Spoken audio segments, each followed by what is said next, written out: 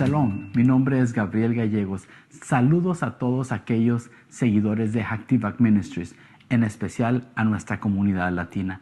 El día de hoy queremos compartir con ustedes uno de los artículos más impresionantes que podemos tener en nuestra tienda virtual. Te invitamos a que te quedes y a conocer más del modelo tridimensional del templo.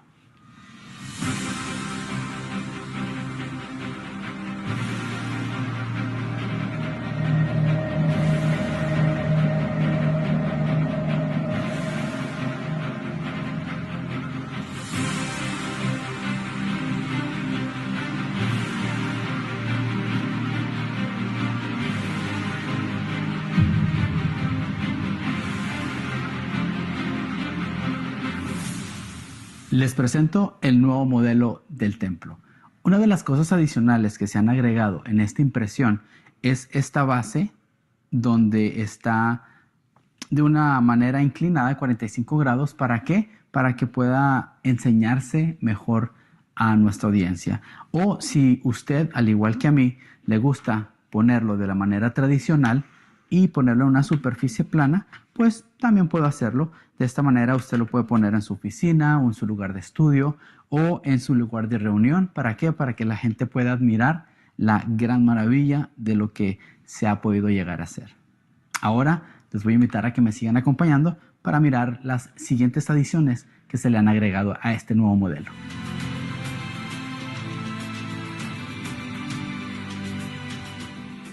Uno de los nuevos aspectos de este nuevo modelo tridimensional son los colores que se han añadido, como el color oro, el color blanco, un café y un café un poquito más claro.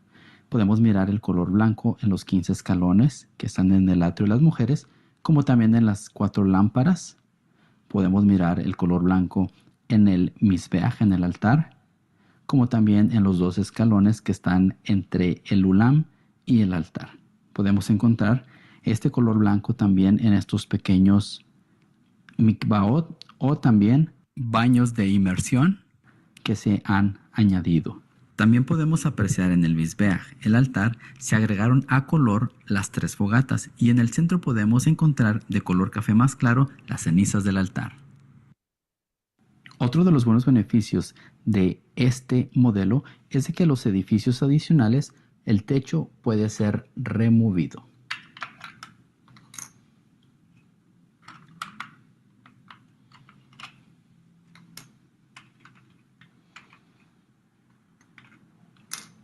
En el edificio sureste podemos mirar cómo el área donde el Sanedrín se reunía para hacer sus juicios, y también se ha agregado un color azul en donde está el lavacro para así poder distinguir las diferentes áreas.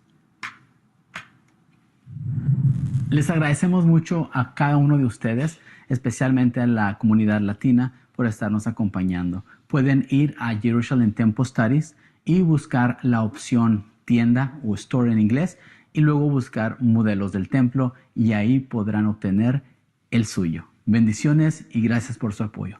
Shalom.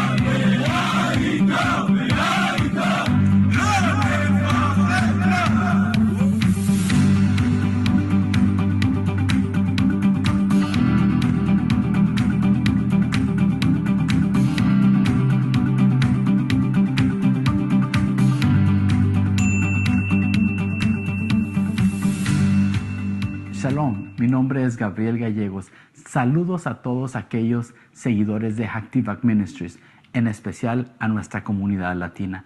El día de hoy queremos compartir con ustedes uno de los artículos más impresionantes que podemos tener en nuestra tienda virtual. Te invitamos a que te quedes y a conocer más del modelo tridimensional del templo.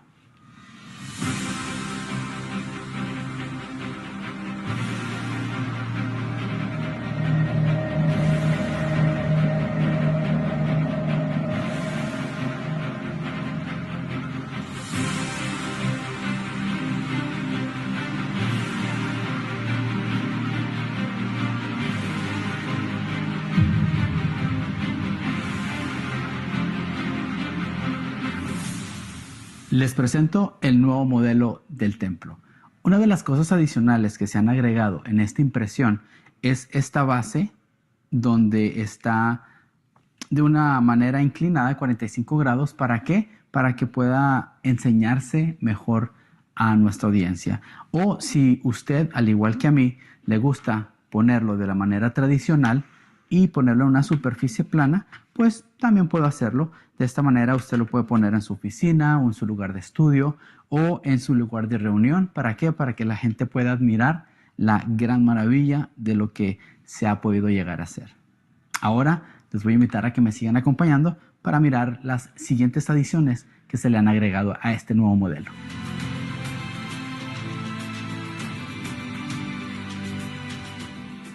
Uno de los nuevos aspectos de este nuevo modelo tridimensional son los colores que se han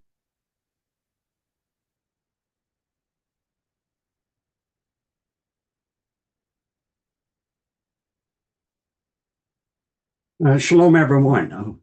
Wait, I didn't start recording. All right. Shalom, everyone. Seems like forever since I sat before you in Havara because of the festival season. We've had several weeks we were gone on Tuesday nights and or holy days, and so I don't broadcast on holy days. And so, at any rate, it's very, very good to be back. We had a fantastic Sukkot in Tennessee, and then we also went to Austin with Edgar Ramos's group for Simchat Torah, and that was also fantastic. And I hope that each of you had a wonderful, meaningful, spiritual Sukkot and holy days. However, there's been a tremendous amount that has happened.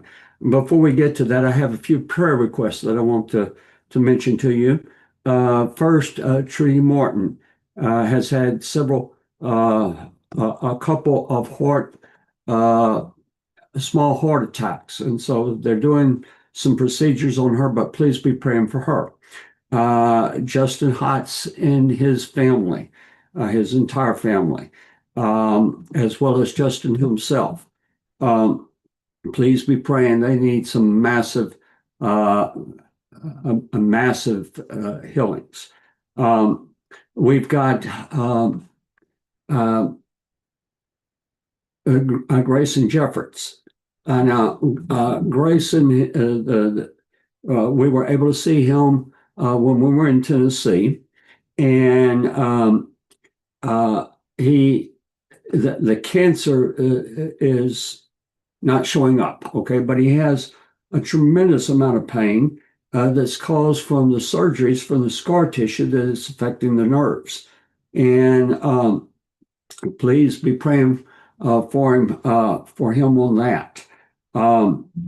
There are several individuals that I'm not going to mention by name, but they have high stress situations, and ask that you be praying for them. I've got about 3 or 4 different ones that are in those situations. And, right now, there's a time that we need to be very heavy into personal prayer, and we need to be holding one another up. It's a time that the enemy is very definitely moving. He is being allowed to move. by Hashem. We have to remember at all times that Hashem is the master of all, including the enemy. But it was foretold that he would pull back and let the enemy come forth, and we are in the midst of that. And so there are many problems that are associated with it.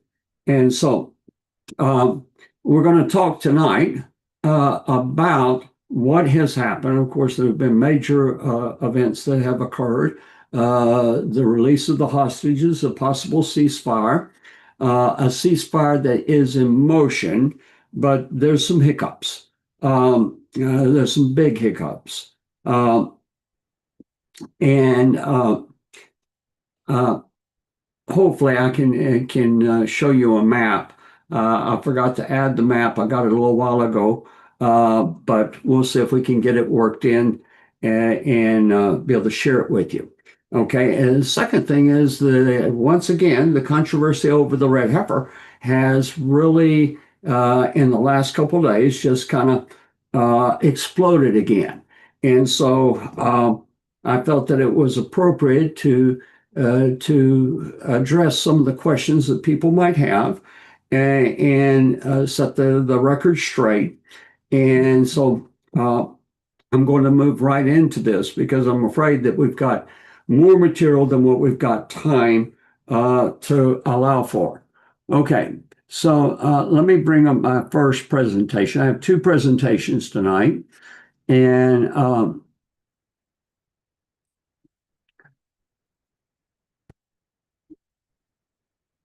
right.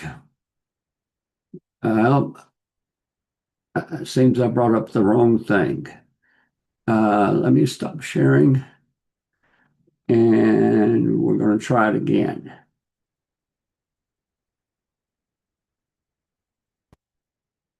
Okay.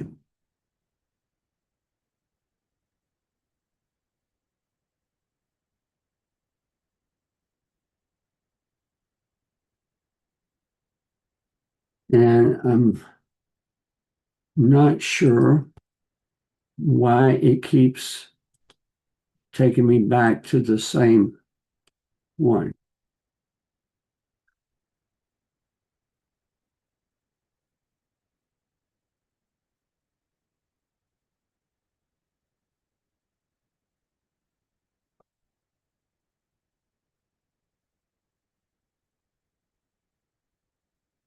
I'm having difficulties.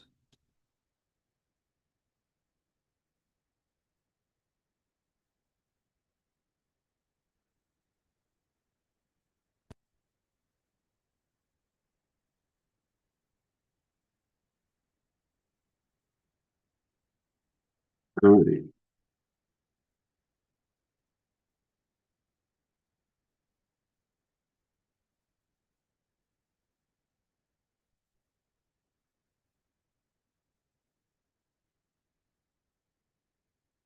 Hmm.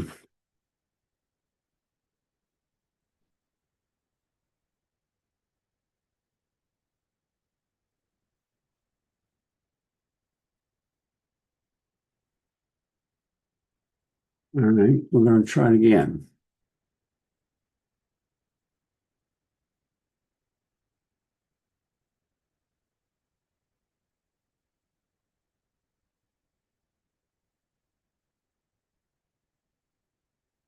All right, finally got it.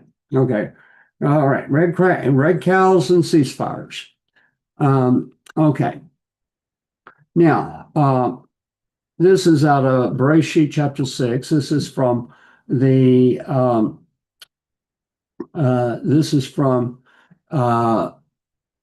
actually last week's Parsha, okay, which was Bereshit. And so we're going to go into this week's Parsha, which I think is very interesting because we've got this very big situation that is occurring with the ceasefire. And I've had the opportunity, I did an update yesterday with Gila Trebich and Roy Shaposhnik, and we've been following the news fairly closely. But I want to start here, and this is chapter 6 and verse 5. It says, "And the Lord saw the wickedness of man was great in the earth, and that every intent of the thoughts of his heart was only evil continually." Okay, so going forward, it says the earth also was corrupt before God, and the earth was filled with violence. Okay, but I'm going to read it again. It says the earth was also corrupt before God, and the earth was filled with Hamas. See this word right here? That's Hamas. Now, this is, I believe that the portion starts in chapter 6, verse 9. It said, "And God said to Noah, the end of all flesh has come." This is verse 13 before me, "For the earth is filled with violence." And here's your word. And again, it's the word Hamas. Okay, but this one is especially interesting. "The end of all flesh has come before me, for the earth is filled with Hamas through them. And behold, I will destroy them with the earth." Okay, now, uh, these are several things. This is from the New York Times. Okay. Um, uh, no, this is not from the New York Times. I'll have something coming up for that. All right. The remaining 20 living hostages were released on the morning of Hoshana Rabbah, the 13th of October. On Hoshana Rabbah, personal items may be taken out of the sukkah. This is the start of taking down the sukkah. All right. Let me stop sharing. Okay, if you remember, the 7th of October, 2 years ago, 2023, was Shemini Atzeret. Now, if you're unfamiliar with the holy days, you have Sukkot, which starts on the 15th. That's a Yom Tov. That's a holy day. We go for 7 days. The next 6 days are what we call Hol HaMoed, okay, intermediate days. There is Hoshana Rabbah, which is the great day of the festival. That day is not a Yom Tov. It is not a holy day. All right. But that night, we start Shmini Atzeret. Okay. And so it was the next morning that the attack occurred in the communities very close to Gaza, and of course the Nova Music Festival. And so it was a horrible thing, but nevertheless, the hostages have been held all that time. So a full 2 years on the Jewish calendar. Now they come home, and on Hoshana Rabbah, we begin the process of taking down the Sukkot. Okay.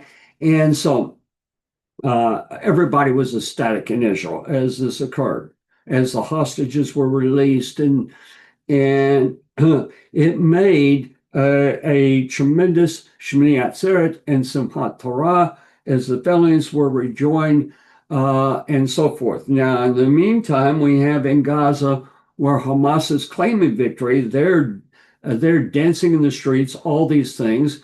And for the 20 hostages, living hostages, Israel exchanged 2,000 Hamas prisoners.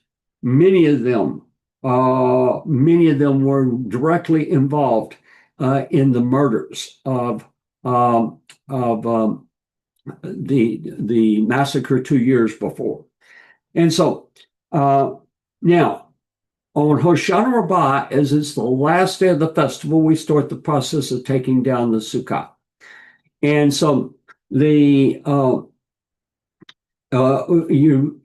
actually do not take the Sukkah down until in Israel, till Shmini Atzeret is over, and outside of Israel, after Simchat Torah. But you can start removing things. You will no longer dwell in the Sukkah. There are some different customs concerning that, but I thought this was very, very unique. I see Hamas as a very present danger, a very active enemy. That there might be a ceasefire on paper, but there is not a ceasefire in their hearts. Okay, so now let's go back to the slides. And we have the remaining 20 hostages were released on the morning of Hoshana Rabbah, 13th of October. On Hoshana Rabbah, personal items may be taken out of the Sukkah. This is the start of taking down the Sukkah. Celebrations were far more muted in Gaza, where about 200,000 Palestinians returned this weekend to areas the Israeli military retreated from as part of the deal. They found flattened neighborhoods where they were still nowhere near enough to eat. Now, this is a quote. This is taken from the New York Times, this part. Okay, and so this is from the 13th of October, the 14th of October. They found flattened military retreated from as part of the deal. They found flattened neighborhoods as where there was still nowhere near enough to eat. And there's a quote, "There's nothing to be happy about." Saeed Abu Atta, 44, said, "My two daughters were killed, my home was destroyed, and my health was deteriorated." What they don't tell you is that this particular individual was a member of Hamas that was released, okay?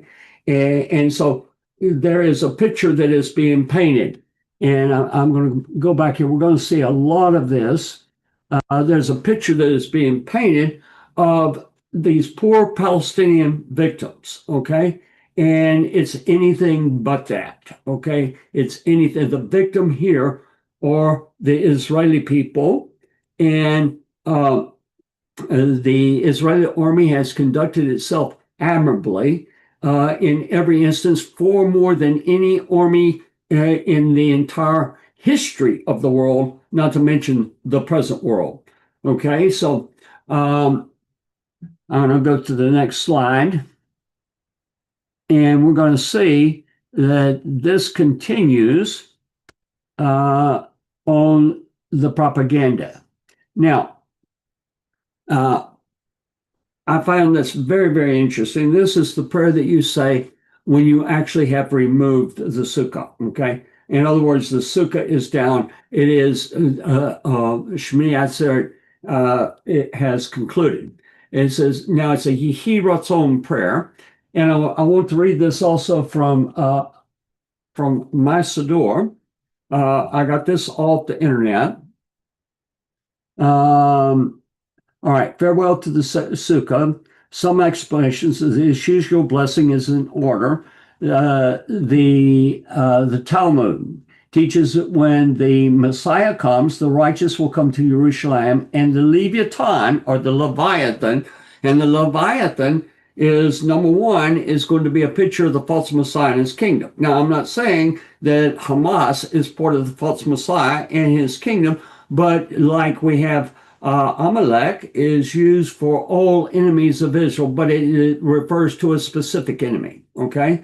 In other words, it has multiple levels or multiple ways that we read and interpret the passage. So Leviathan is an enemy of the Jewish people, is an enemy of God, is an enemy of the Israeli nation and the Jewish people, okay? And so it's in that light that I see Hamas fits this, and I found it very interesting that the very process that the hostages were released, concluding the 2 years, the people begin to remove the sukkah, and it ends with this, okay? The Talmud teaches that when the Messiah comes, the righteous will come to Jerusalem, and the Leviathan, a giant sea creature created on the 5th day, Bereshit chapter 1:21, which is last week's Parsha, will be slain. Its skin will be used to make the walls of a giant sukkah, and the righteous will dine on the flesh of the Leviathan in that sukkah. Now that is in the Talmud, in Baba Batra, 75a, and it's paragraphs 4 through 6. All right, so what we're talking about is the Talmud Bavli. Thus, the essence of this farewell prayer is the hope that the Messiah will come within the next year. And so the prayer goes, may it be your will, Lord our God and God of our ancestor, that just as I got up did my duty, and dwelled in the Sukkah, so may I merit next year to dwell in the Sukkah of the hide of the Leviathan next year in Jerusalem. Now I want to stop sharing for a moment, and uh, I want to read this out of the Koran Siddur.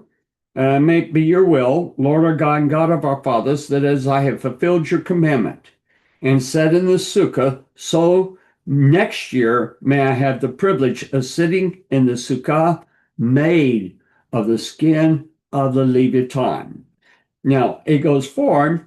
Actually, in the Talmud, it goes further and it says that you will eat of the Leviathan. We have a very similar passage when the children of Israel came out of Egypt, that it records about the people eating the flesh of the Leviathan. Now, of course, the Leviathan, as it's described, realize that the Leviathan is an army, is a power, is a people.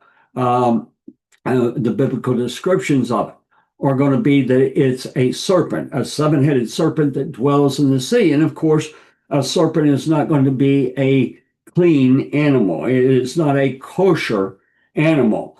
And so all of this is just going to be a picture of the destruction of an enemy totally. Okay. And I thought that that was very unique for the people, that they were taken into this horrible situation on Shemini Atzeret, and 2 years later on Hoshana Rabbah, which means the great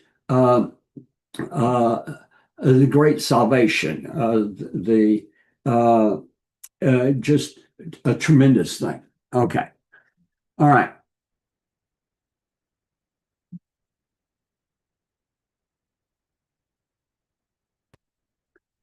All right.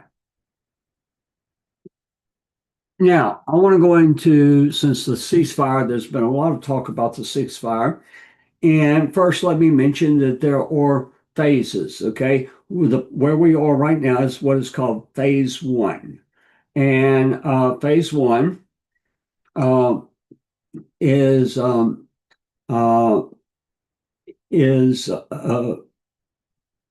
up to the point where all the hostages have been released, that the bodies have been returned back to Israel, and also on the Israeli side that they have released the Palestinian prisoners that they agreed to in order to get the hostages back.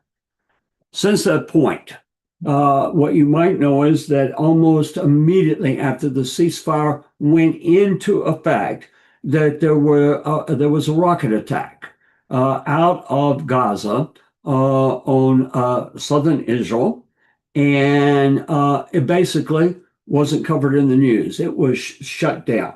Now, what I did was I went online and I found what is recorded. I'm going to tell you right now, not only from what I have heard about, but what in my updates that we do with Israel and with the army, there are other things that have occurred. Okay, so I want to bring these out. Okay, so attacks on Israeli troops. Israel's military reported that on October 19th, 2025,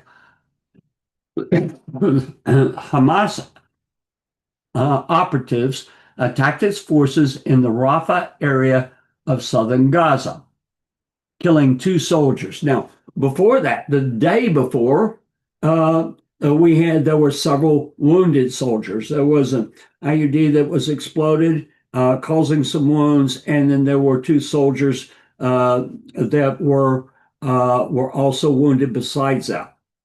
The Hamas fighters came up out of tunnels and came into their area, attacked very quickly. The soldiers were able to put them down, but their objective was obviously to get more hostages. Okay, and so this didn't make the news either. And so we have all these events that are occurring. Okay, now the IDF stated that Hamas forces crossed the agreed upon withdrawal, the yellow line. Hamas has denied involvement in the Rafah clashes, saying that it was unaware of any fighting in that area. Now, I've got a map. I want to go down to the map. This is a map. I actually got the map that we used in the update yesterday. But you see the yellow area. This is from up here on the north, coming all the way down. This is the border with Egypt at the bottom. Israel occupies the area in kind of gold here. All right. Now, they have built a what's called the Yellow Line. It was also called the Yellow Road, kind of like, and it's brick. Okay, so it's the yellow brick road, like the Wizard of Oz, but it's several feet high. It's low enough that they can see over it. It is not because they won't have a clear line of vision, but the Palestinians are to stay away from the yellow line. Do not cross that yellow line. Okay. And so let's go back up here. Okay. All right. All right. The IDF stated that Hamas forces crossed the agreed upon withdrawal, the yellow line. Hamas has denied involvement in the Rafah clashes, saying it was unaware of any fighting in that area. Okay, that is a flat out lie. Internal clashes in Gaza. After the ceasefire began, Hamas reportedly clashed with rival Palestinian factions and carried out public executions, which was described by the U.S. State Department as a violation of the agreement. By the way, I hope that I put this in here. The Hamas denied they're doing it, and they even had film of them doing it. They even posted film, but in their response to the negotiators, they said, we don't know anything about it. Nothing like that is happening. We will not allow it. Okay? And so you've got every word that they say is basically a lie that can be shown to be a lie. I have a problem. My problem is, number one, the news isn't reporting the majority of the things that are happening. Number two is that when they report, they leave key information out that is critical to the understanding. Okay? All right. So, all right. So, Hamas was planning an imminent, the State Department issued a warning that it had credible reports, which is very true. Hamas was planning an imminent attack against Palestinian citizens. Hamas rejected the claim and accused Israel of funding the rival criminal gangs. All right. Previous breaches. On October 18th, 2025, the U.S. accused Hamas of planning an attack on civilians in Gaza, which Hamas denied. A previous ceasefire incident in January 2025 involved Hamas and Israel trading blame for deal violations. Accusations that Hamas is leveling against Israel. Hamas has stated that Israel committed a series of violations, including shooting at civilians and bombing. Okay? That is not true. We're going to go into that in a moment. Hamas also claims Israel is arming and funding criminal gangs. They're not criminal gangs. What they are is they are various clans. The Palestinian people are divided into tribes. Each tribe is divided into clans. And some of the clans came up and made a stand against Hamas. And they had areas that they were protecting the food, that they were doing all types of things. And these are the people that Hamas is going against, and they're literally executing them right and left. Okay.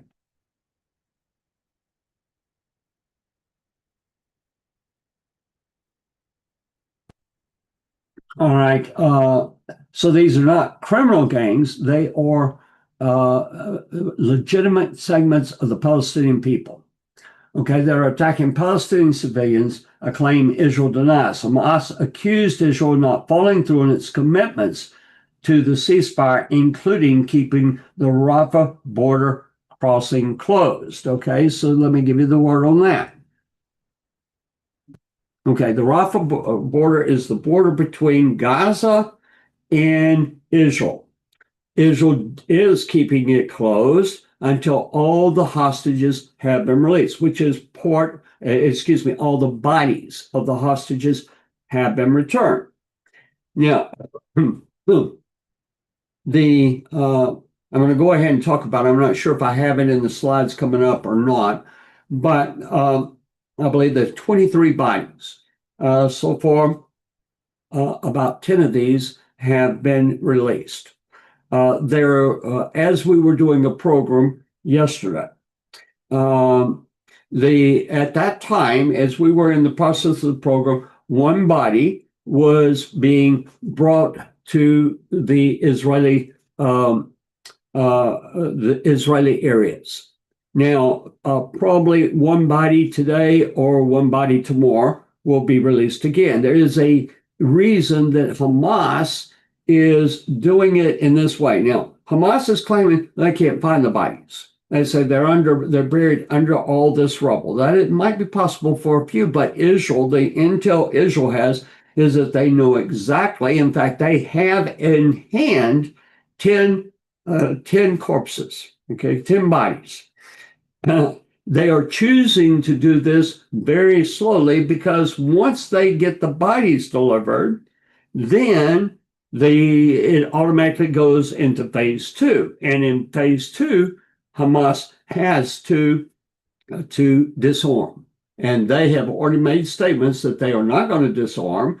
They have made statements that they are planning their next attack on Israel. And they just got 2,000 more fighting men, or not more fighting men that were in prisons in Israel that now can be joined with them to commit further depredations against the Jewish people. All right. So Israel has the Rafah border.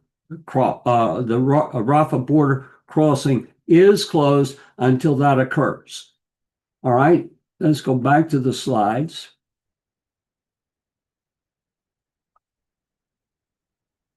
And again, here's our map. Give me a second. I want to show the second map. I got it a little while ago, and I forgot to put it in. So give me a second.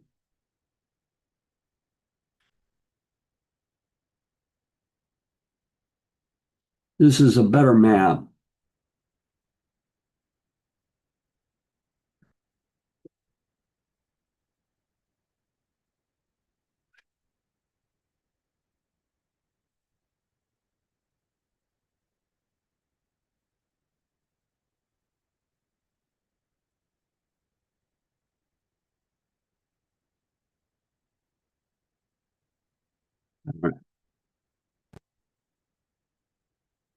Okay, I'm hoping that you can see this map.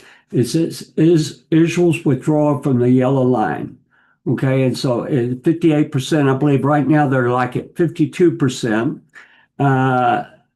The up here in the north, it makes like a big 7 right here. They come down. And so the yellow line, here's your Rafah crossing down at the bottom. All right. And this will give you a good idea. Now, in this area, all of this is where Hamas and the Palestinian people are. Okay. Now, let's talk about a little bit of this. The Israel immediately after the killing of the 2 soldiers, Um, they were infantry soldiers. One was a major. They were in the reserve army, and Israel immediately uh, bombed the area.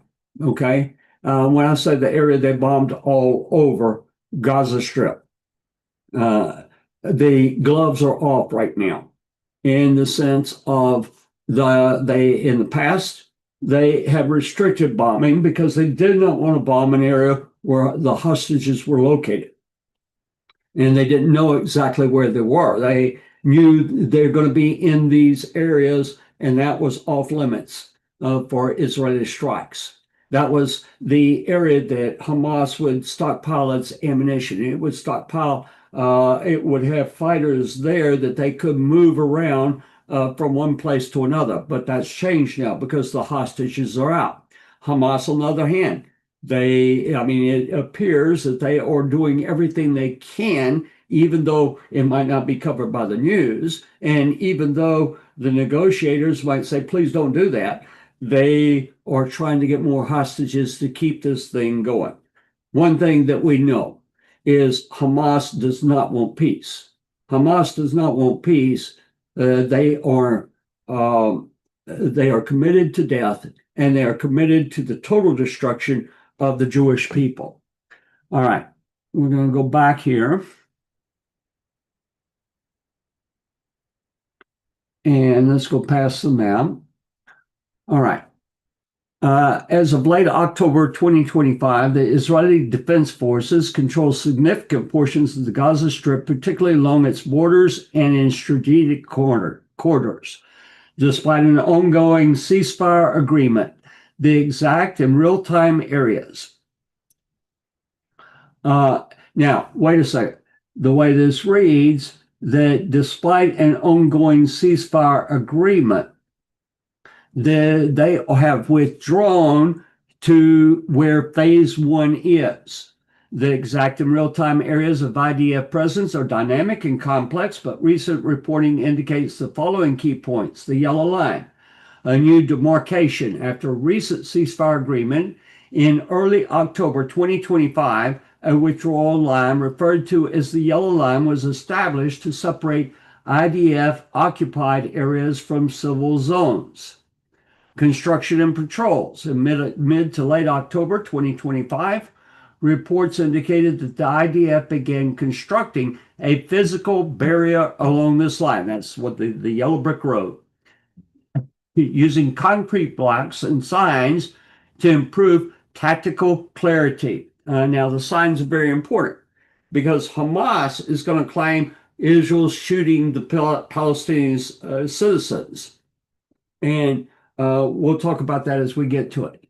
Territory control. The area under IDF control, defined by this line, indicates a little over half of the Gaza Strip's total territory. It is less, right above that now.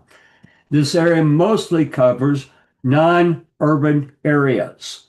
Civilian confusion. Now, this is not true. Palestinians attempting to return to their homes have reported confusion over the precise location of the yellow line.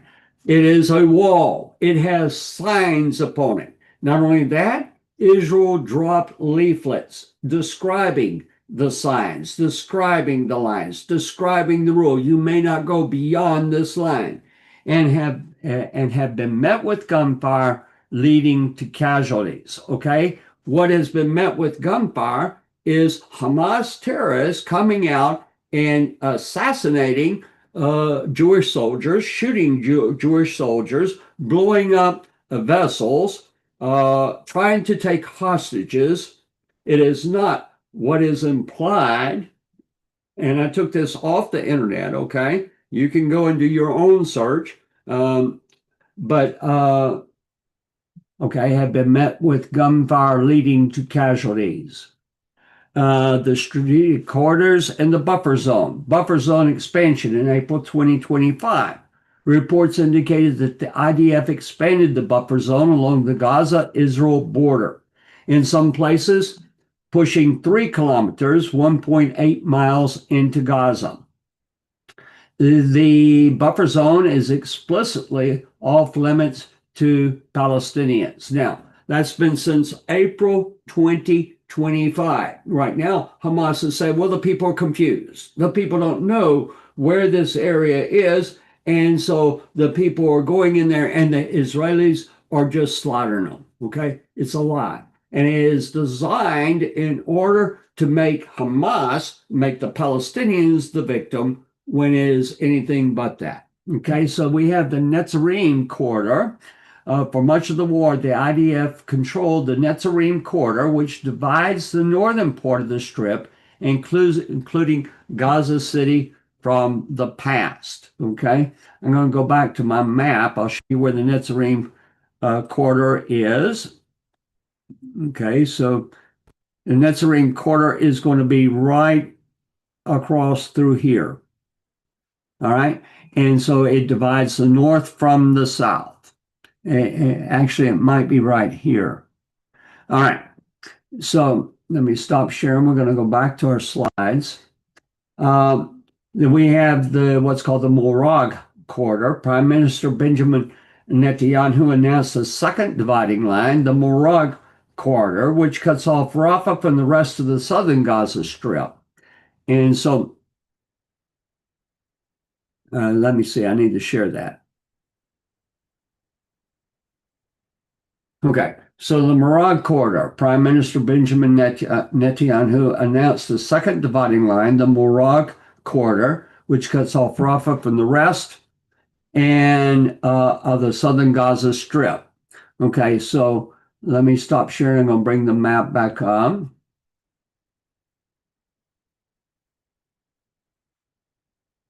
And that would be right across here. This is the Morag corridor. South of it is isolating the Rafah Strip. Okay.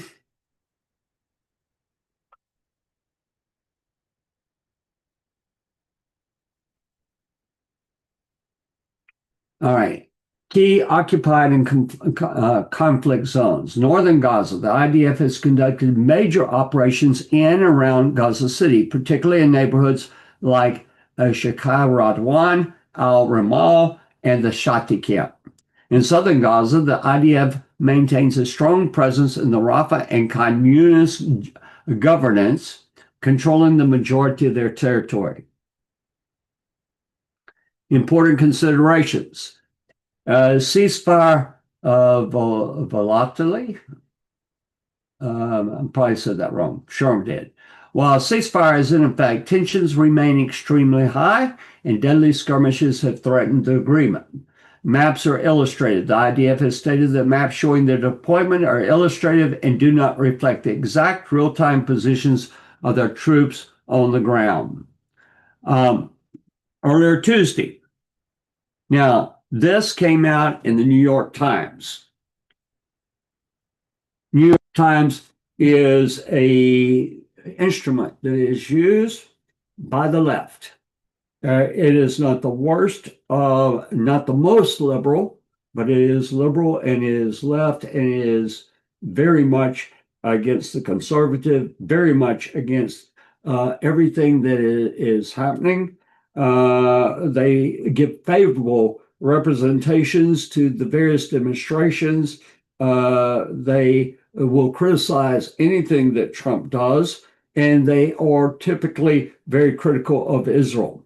And they do reporting, and they will do their best to say, we do honest reporting. But I want to show you, this is in today's news,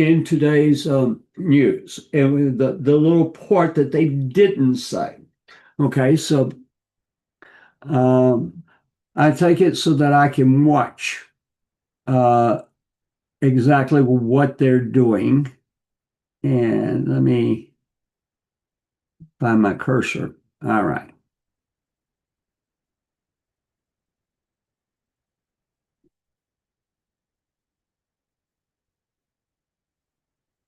All right.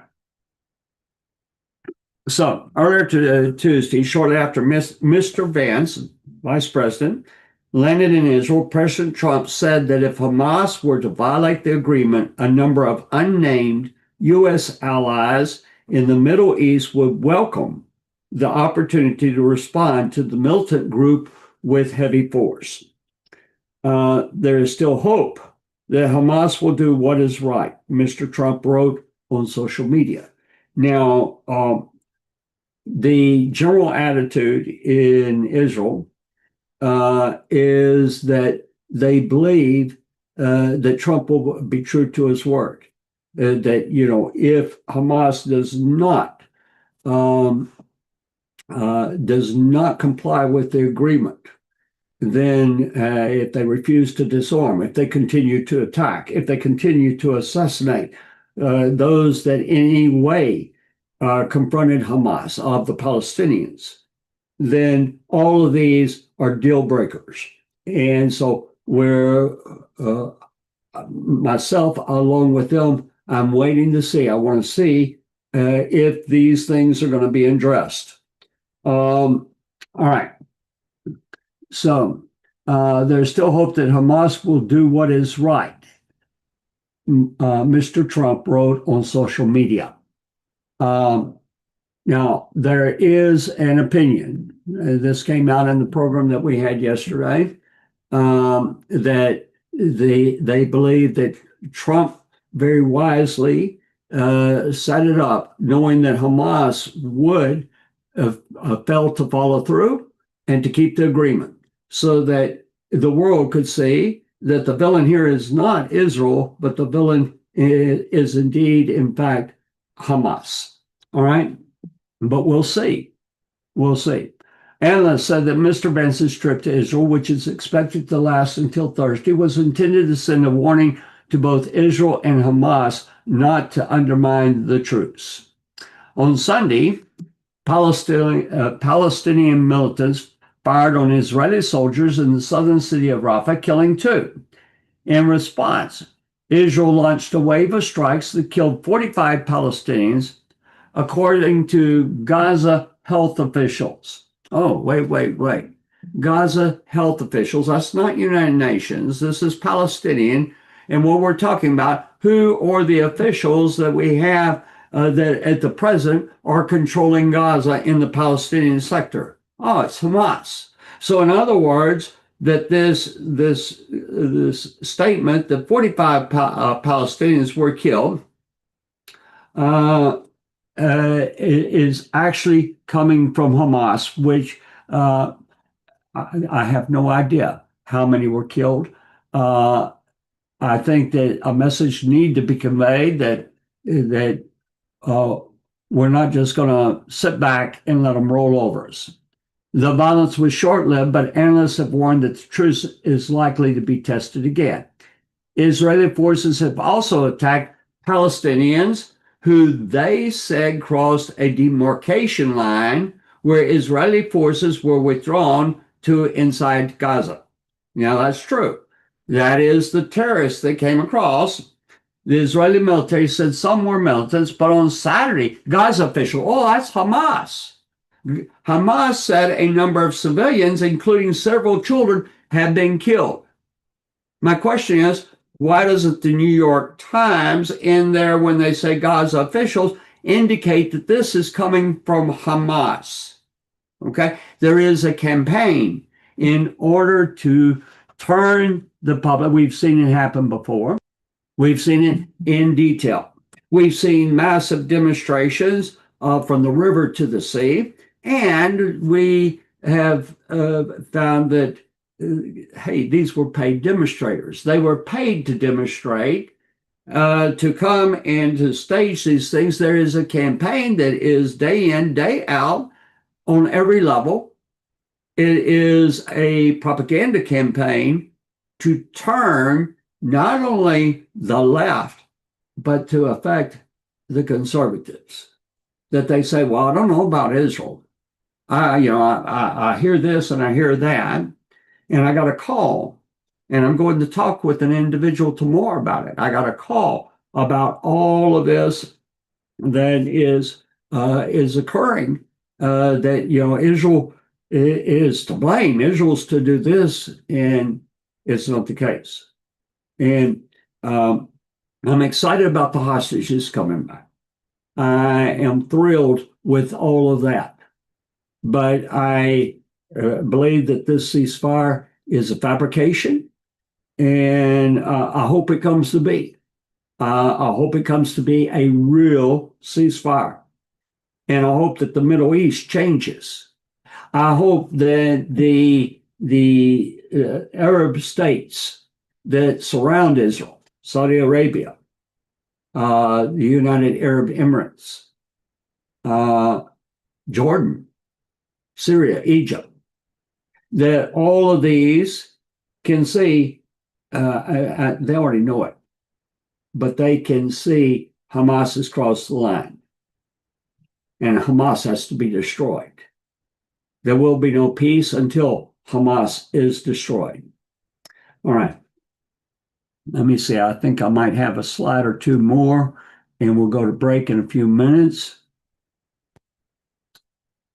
All right. Hamas has expressed serious reservations about that plan, especially about disarming its fighters. This is the New York Times. And both sides have yet to meet significant parts of the initial ceasefire agreement, much less reach a broader deal on Gaza's future. For now, both Israel and Hamas say they are committed to the ceasefire. Hamas has returned the bodies of at least 13 people to Israel, and Israel has returned the bodies of more than 100 Palestinians to Gaza. The bodies of about 15 hostages, which Hamas is obliged to return to Israel under the ceasefire deal, still remains in Gaza. Hamas officials have said they are doing the best they can, but that recovering the bodies was challenging. That might be true for a few, but the majority, they are double playing. They are doing what they do, and I can tell you this right now: they are not disarming; they are rather rearming. They are welcoming back 2,000 fresh fighters straight from the Israeli prisons, and it is a very, very serious situation. So we'll see. We'll hope for the best. All right, now. I want to stop sharing. And one thing that is very, very important is if the ceasefire goes through and we get to the third phase, this is where there'll be four countries that are going to administer in Gaza. These four countries are going to be Egypt, Turkey, and Turkey is very, very, very anti-Israel. Azerbaijan, I can't ever say that, and Indonesia.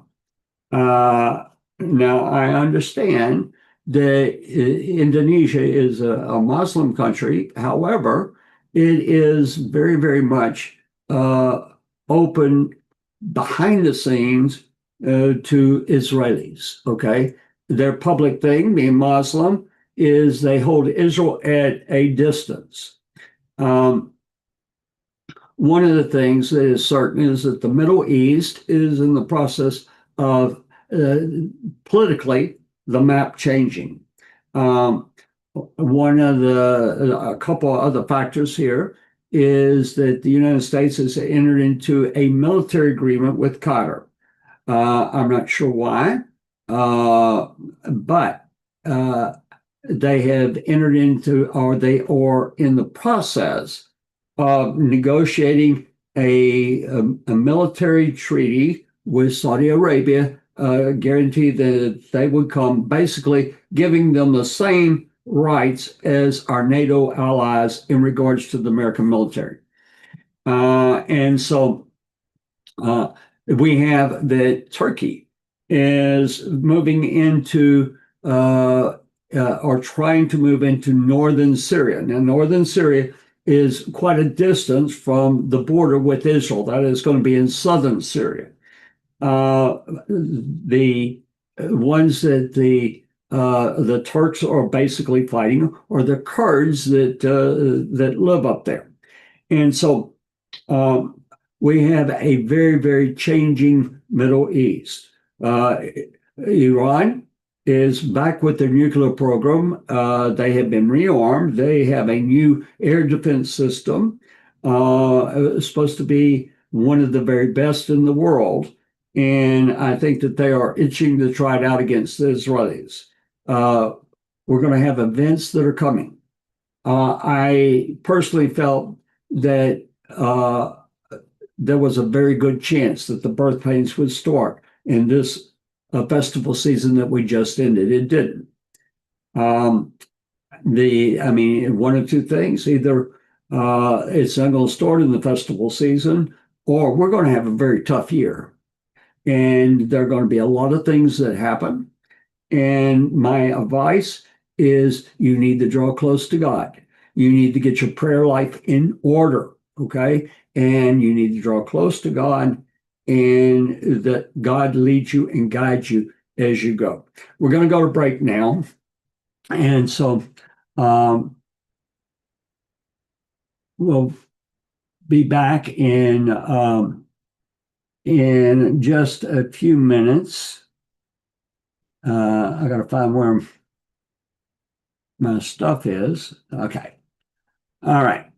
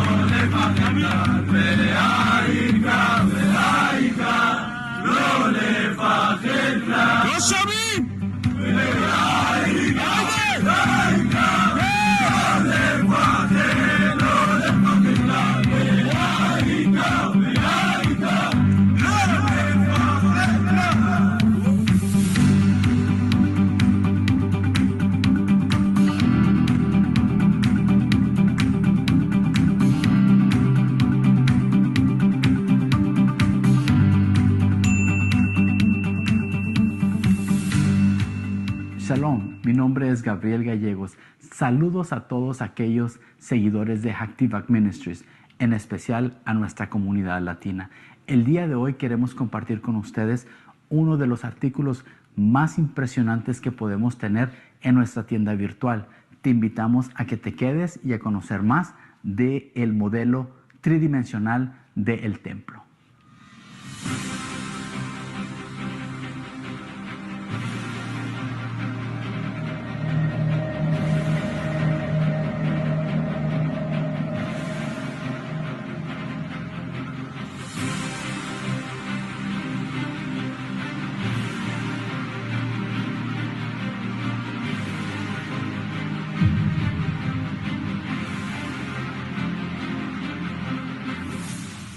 Les presento el nuevo modelo del templo. Una de las cosas adicionales que se han agregado en esta impresión es esta base donde está de una manera inclinada de 45 grados. ¿Para qué? Para que pueda enseñarse mejor a nuestra audiencia. O si usted, al igual que a mí, le gusta ponerlo de la manera tradicional y ponerlo en una superficie plana, pues también puedo hacerlo. De esta manera usted lo puede poner en su oficina o en su lugar de estudio o en su lugar de reunión. ¿Para qué? Para que la gente pueda admirar la gran maravilla de lo que se ha podido llegar a hacer. Ahora les voy a invitar a que me sigan acompañando para mirar las siguientes adiciones que se le han agregado a este nuevo modelo.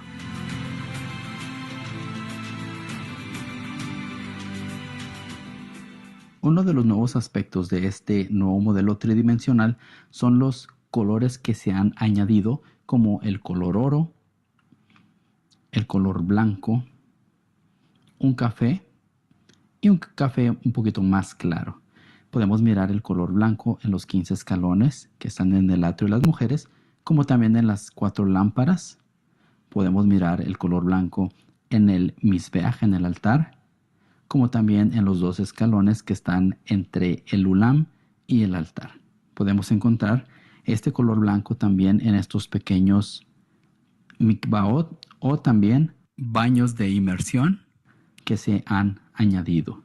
También podemos apreciar en el misbeach, el altar, se agregaron a color las 3 fogatas y en el centro podemos encontrar de color café más claro las cenizas del altar.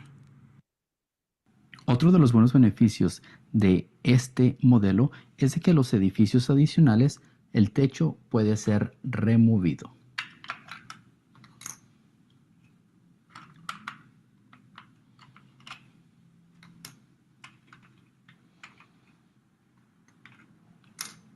En el edificio sureste podemos mirar cómo el área donde el Sanedrín se reunía para hacer sus juicios, y también se ha agregado un color azul en donde está el lavacro para así poder distinguir las diferentes áreas.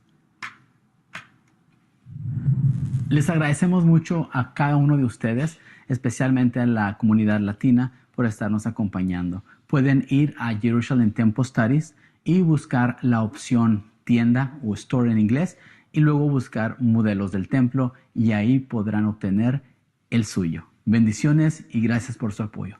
Shalom.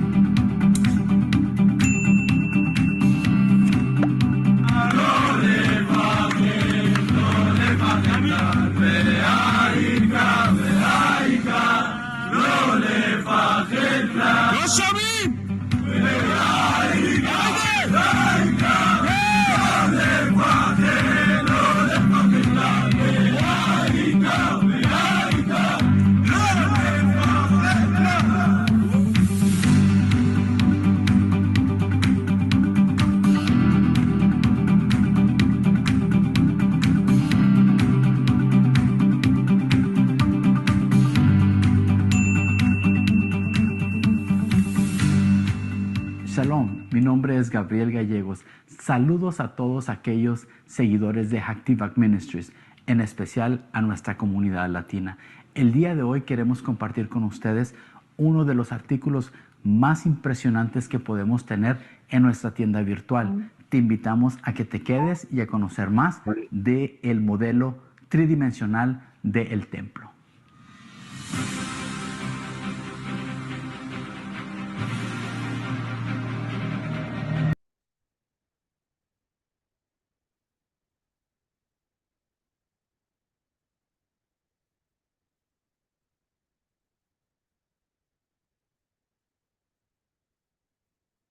All right. We're going to go into our phase two, okay? Not the phase two of the ceasefire, but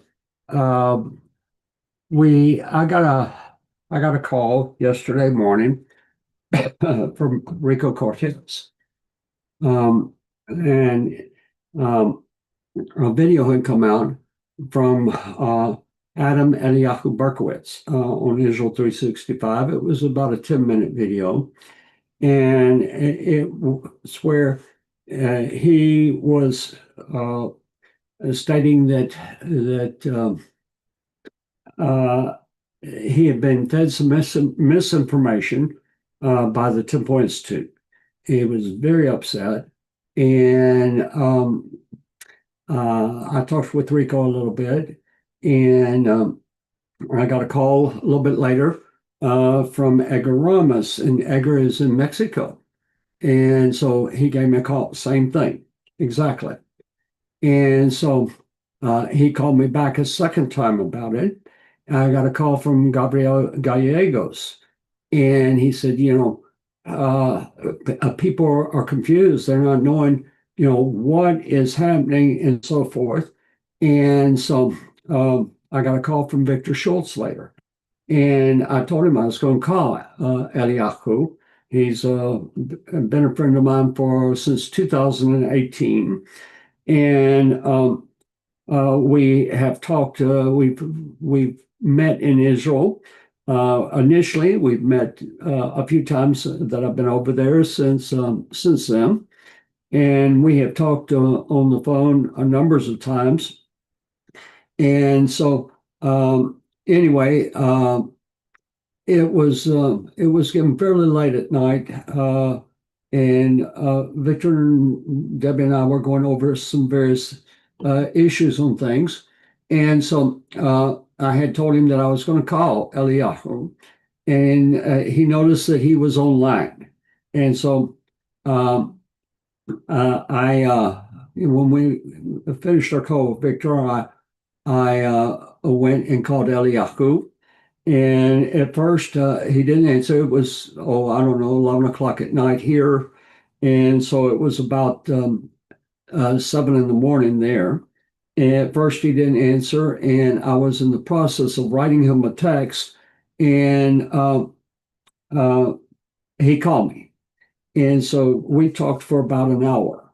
And I want to kind of clear the air. I want to deal with questions that people have on exactly what is happening. And basically, the question is the heifer, which was one of the five, was slaughtered in Judea-Samaria, and during the first part of July.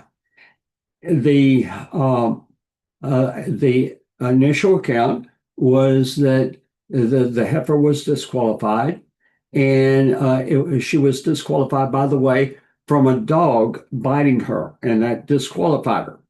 And so the remaining four heifers, it was reported by the Temple Institute, and in fact, they specifically spoke to Eliyahu and told him that he was to put up that all the heifers were now disqualified, and he did this. He put up a retraction. He said, the latest statement from the Temple Institute is all five have been disqualified. Well, It turns out that the Temple Institute got in touch with him and said, you need to take that down because three are qualified. Three are still, candidates. And so on their own website, though, they had the five were disqualified. They didn't remove it. I'm not going to go into the details of all this because that's Eliyahu's position to do that. Okay, I don't want to speak for him, but he feels that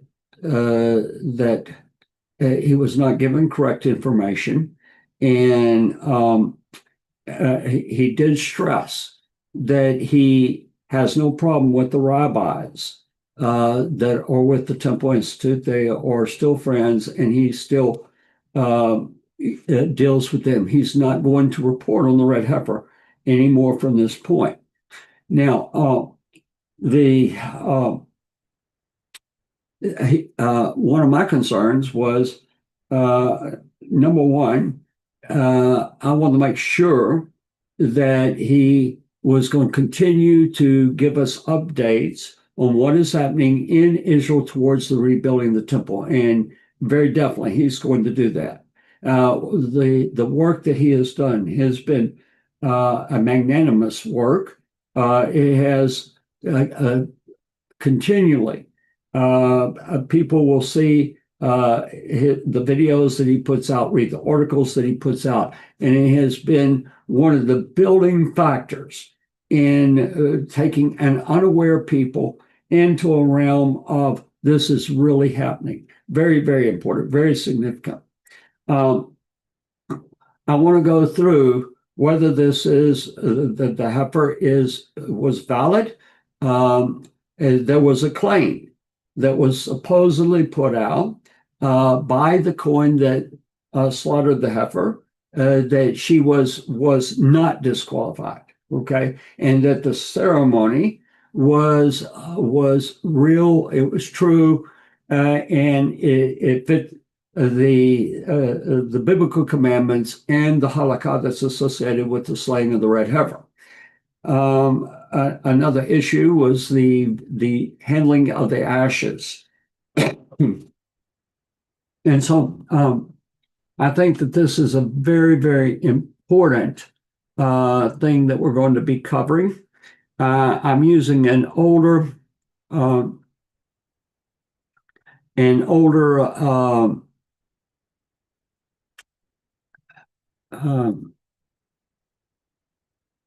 slide presentation.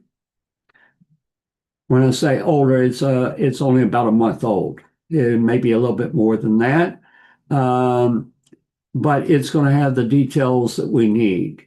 And again, the purpose of this, by the way, the purpose of this is to clear up questions, to set the record straight on was this a valid ceremony?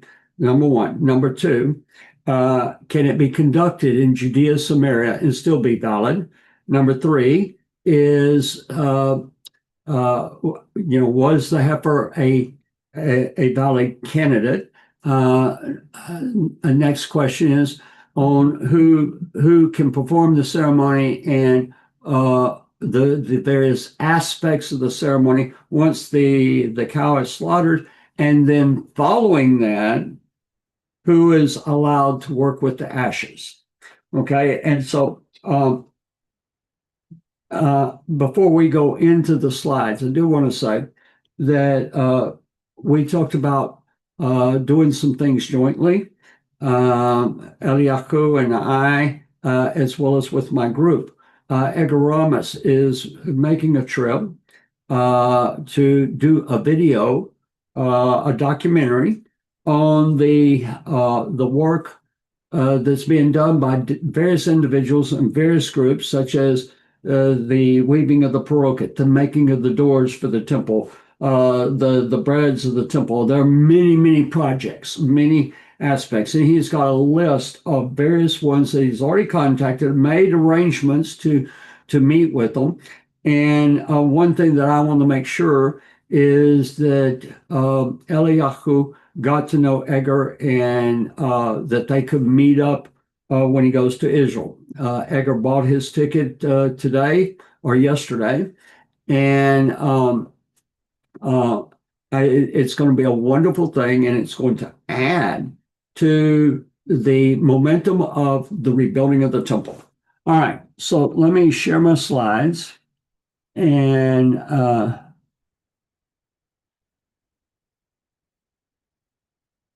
right. Okay, so the red heifer, the parah adamah, parah, a par in Hebrew means a bull. Okay, so parah means a cow, adamah means red.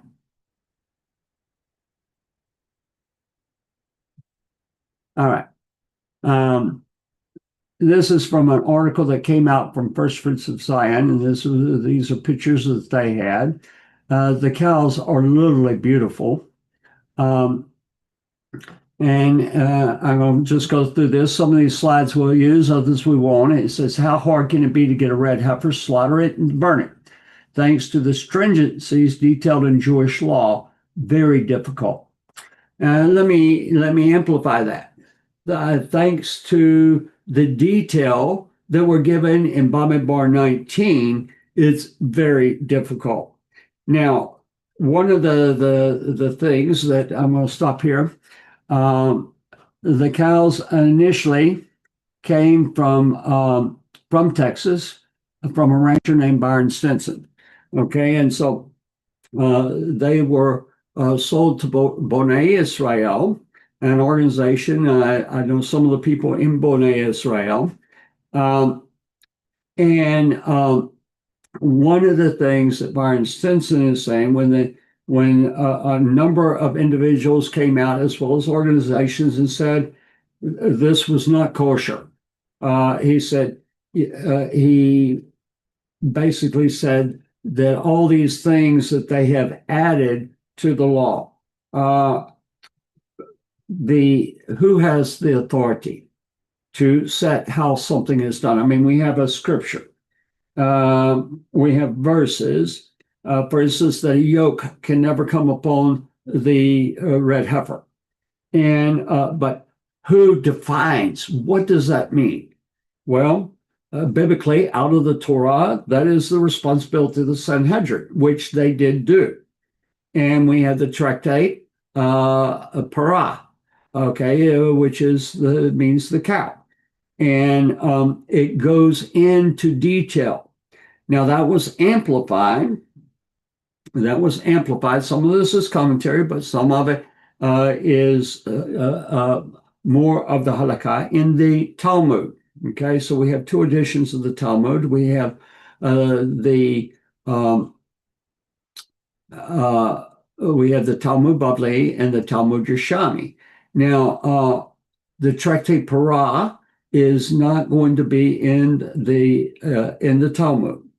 However, there are numbers and numbers of halakot, such as scattered throughout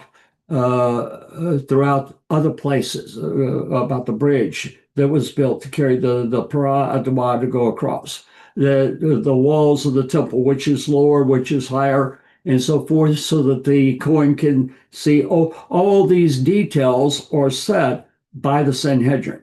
Okay, they're not a bunch of rabbis. They're not rabbis from today. They're going to be the sages that are legally doing what was required in the scripture. All right, let's go back to our slides.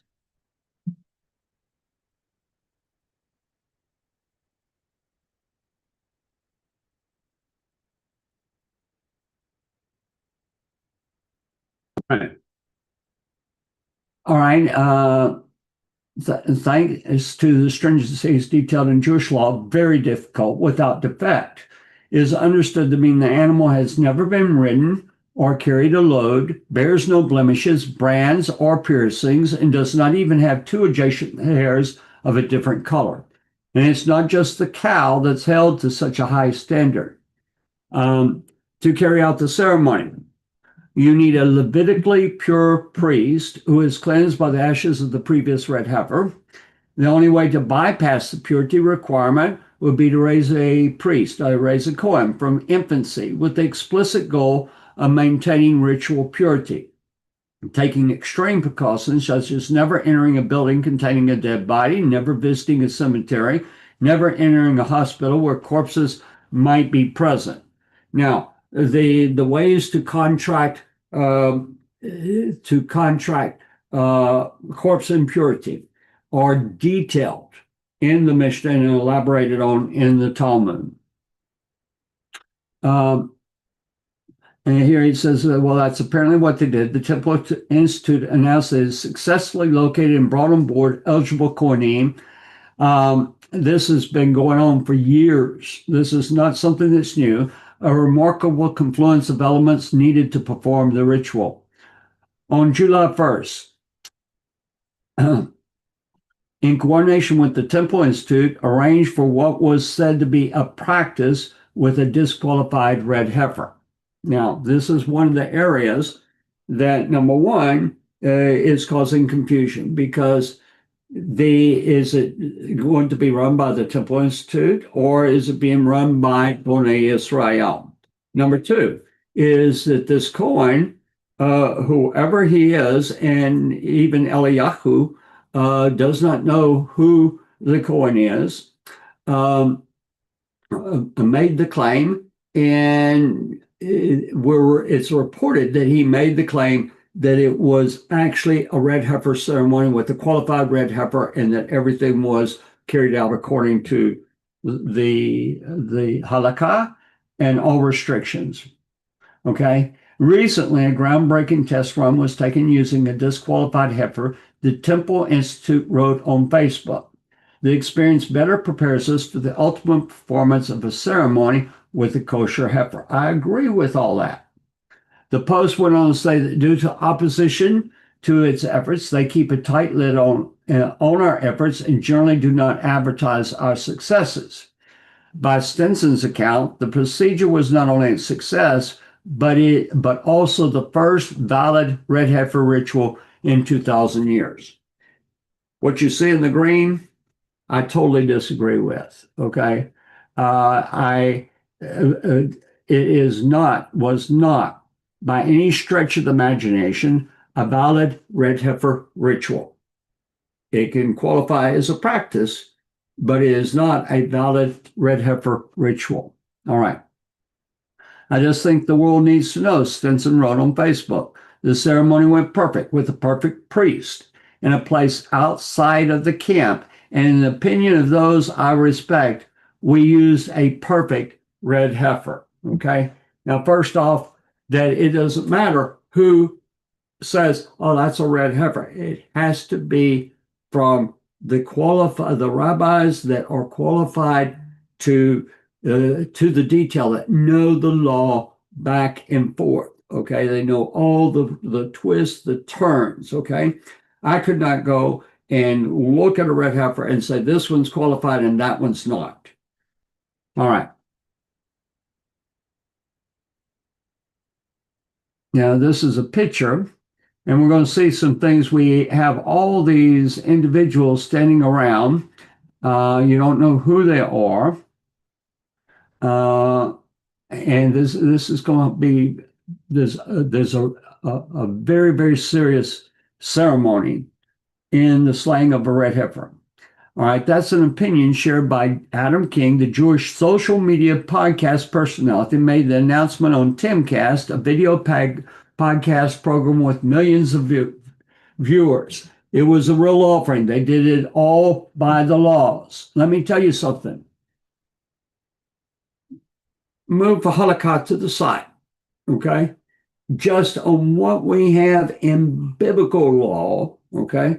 So, and I want to make a clarification here. I consider halakha to be biblical law, but literally, if we take just what we have in Numbers 19 and Bamidbar 19, that was not fulfilled. Okay, and we're going to see that it was not fulfilled. All right, it was a real offering. They did it by all the laws. King says in a clip, the red heifer people, they fooled everybody and successfully perform the ritual. He then reveals plastic bags containing what he says are the ashes of the red heifer and the hyssop used in the ceremony. He also claims that the solution of ash and water created by the priest is already delivering miracles such as sight to the blind in healing ceremonies. The accounts from Stinson and King are enough to get us interested, but why would the Temple Institute, the most credible authority on the topic, claim it was not the actual ceremony if everything was legitimate and by the book? Some Israeli factions are already pushing for increased Jewish access to the Temple Mount, and a successful red heifer could serve as a catalyst for extremists and religious radicals to push for control of the site. In that respect, many regard the ritual of the red heifer as a powder keg, powerful enough to trigger a global war over Temple Mount sovereignty. To make matters more interesting, Jewish tradition holds that only 9 red heifers have been offered in the past. The 10th is said to come in the days of the Messiah. The restoration of the temple and Levitical sacrificial system is a core belief in religious Judaism. It is a core belief in the Torah.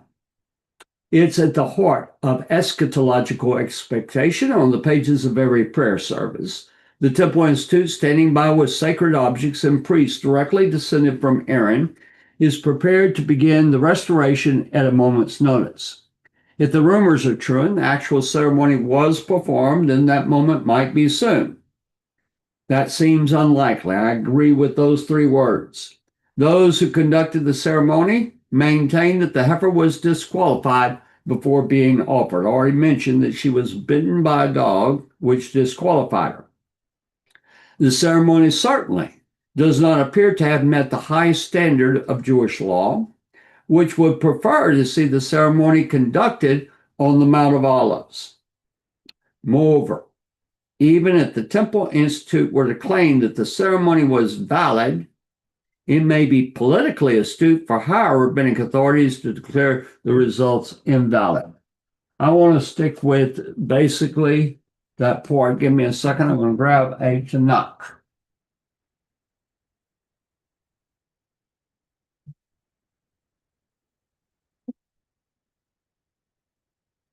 All right.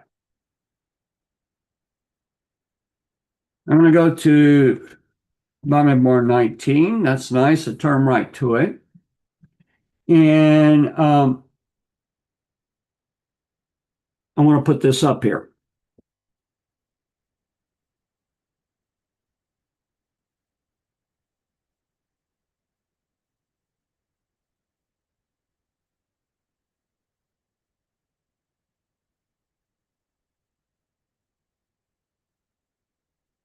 All right. And this is a stone Tanakh, and we'll read the English, but we're going to look at a few words in here. Hashem spoke to Moshe and to Aaron, saying, "This is the decree," and the word there is right here, hukat.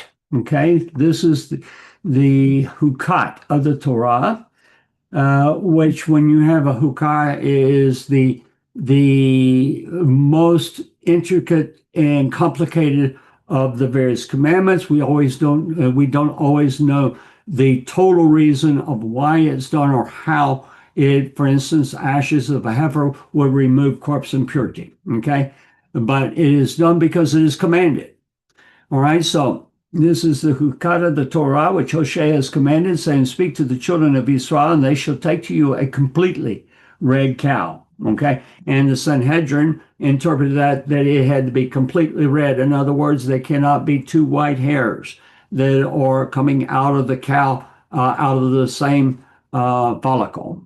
All right, which is without blemish, and upon which a yoke has not come, and the part upon which a yoke has not come. The yoke was interpreted of anything that you do for your own benefit using the cow.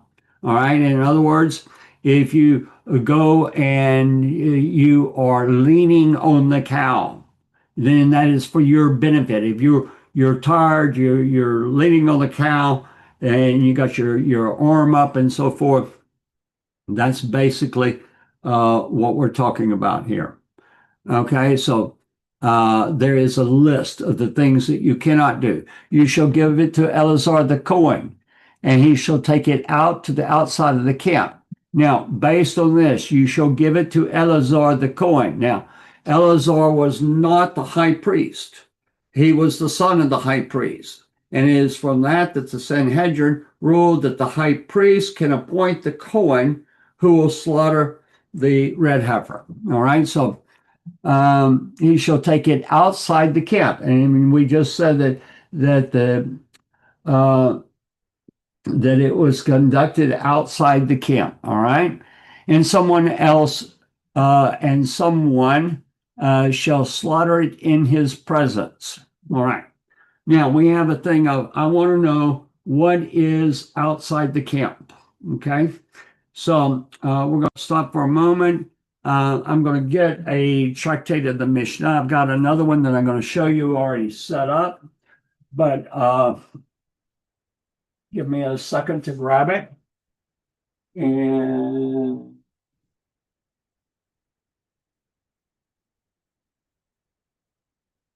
oh, all right. Nope. Here we go. All right. So I'll do this one first. We're going to the Tractate Kelim, and it deals with areas of sanctification. And I'm going to chapter 1, and we're going to go to the 6th Mishnah first, and I'll put it up and share it with you. All right. All right.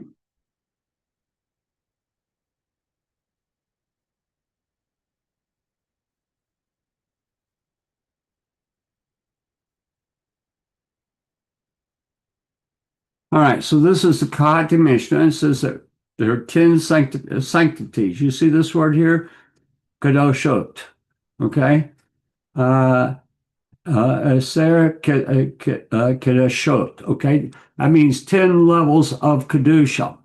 Now, here we have in 1:6, it tells us that the land of Israel has a higher sanctity than all the other nations of the world. And it gives you 2 reasons why, taken from the Torah. We're going to go forward to 1:7. Now, cities surrounded by a wall are more sanctified than this. This means cities that had a wall at the time of Joshua's conquest of the land. All right, and it gives you the reasons that are based on the Torah, for we send the Metzarim, that means a leper, out of them. And also it deals with a dead body. It cannot be kept within a city with walls. All right. Now the next one, within the walls is more sanctified than these. All right. And when it says that, I'm going to show you, it's not just me saying within the walls of Jerusalem, it's more sanctified than these. In other words, than the other walled cities. But there we may eat there Kodashim Kalim. That means holy offerings, and Maser Sheni. Okay, that means second time. All right, now that's very significant. What is happening here? It's telling us that within the walls of Jerusalem is the camp of Israel. Let me stop sharing. We have 3 camps. Okay, we have the camp of the Kohanim. It's called the Machane Kohanim. It's also called the Machane Shekhinah. Okay, the camp of the presence. That is the inner courtyard of the temple, the Azorah. That is this area right here. Not down here, and not the greater temple is going to be way out. Okay, it's 35 acres. This is not near that size. So the second camp is going to be the entire Temple Mount. All of this that's out here, that's the Machane Levi'im, the camp of the Levites. Then the third is the camp of Israel. And in the camp of Israel, you're allowed to eat second tithe, and you're allowed to eat the holy offerings. And so when the Mishnah tells us,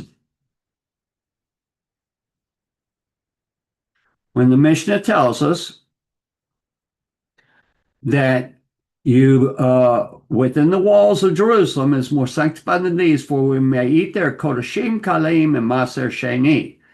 Then Har Habayit is more sanctified than this. Okay, and that's going to be the camp of the Levites. All right, and it goes on. Now I'm going to switch to another tractate. This is Tractate Zevakim. Okay, and so all right. All right. Now here it's talking as Zevakim. That means the slaughtering. Originally, it was called Shekha HaKodashim. Okay, the slaying of the animal offerings. That was its original name. And this whole tractate deals only with the slaying of animal offerings. There's another tractate that deals with the slaying of clean animals for the purpose of food consumption. That's called Tractate Hulin. All right. So it says before the Mishkan, or the tabernacle, was erected, the bamot, the high places were permitted. Okay, that means an altar away from the temple, and the service was performed by the firstborn. Once the Mishkan was erected, the bamot were forbidden, and the service was performed by the Kohanim. The most holy offerings were eaten within the curtains, and lesser holy offerings throughout the camp of Israel. Okay, so the camp of Israel is going to be, we're in the wilderness. Moshe's there, Aaron's there. And I'm going to turn to Exodus 32. And so in Exodus 32, we're at the golden calf. And we're going to see something here. Let me move Zevakim for a moment. We're coming right back to it. All right. So here it says we have that I asked the question, were there walls around the camp in the wilderness? And let's see, I've got to find my passage.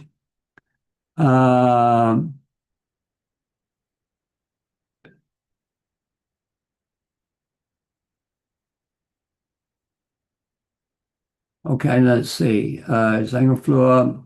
Okay, so all right. You see right here, Moshe stood at the gateway of the camp. All right. And so this is verse 23. And it will say Sha'or, May Sha'or, right here. He stood at the gateway of the camp. If you had a gate, you have walls. What's important about that? It's boundaries, okay? And it's boundaries that are recognized by God, all right? So going back to Zevakim, all right, it says the holy offerings throughout the camp of Israel within that wall. Then the wall probably wasn't stone, it was probably made of brush because they were in the wilderness temporarily. All right, when they came to Gilgal, the bamot were permitted. The most holy offerings were eaten anywhere within the curtains, the lesser holy offerings anywhere. So at that point, the camp was defined as the whole land of Israel.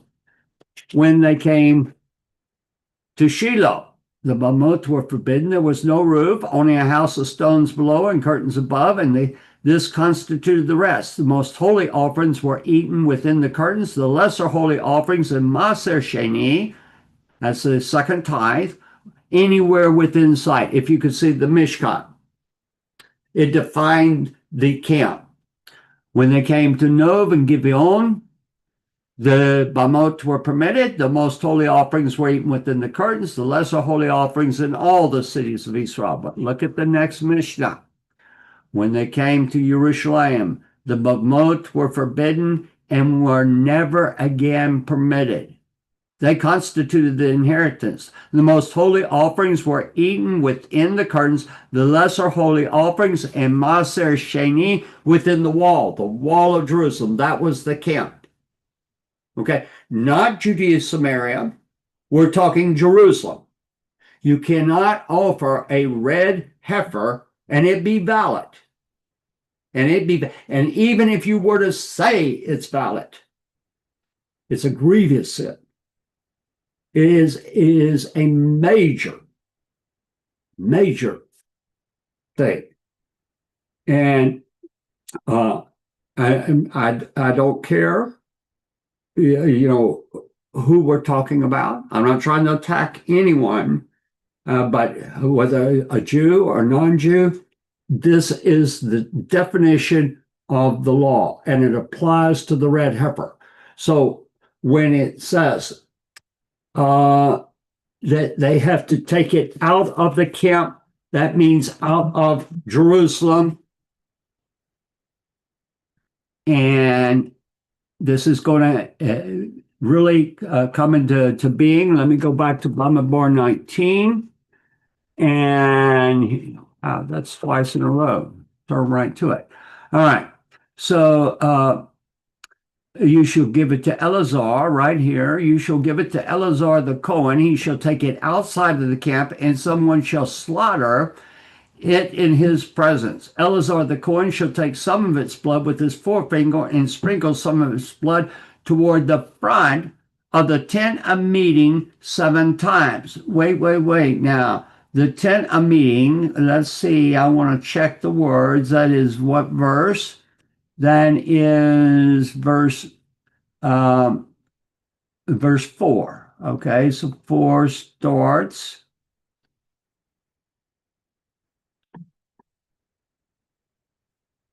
Let me see where 4 starts.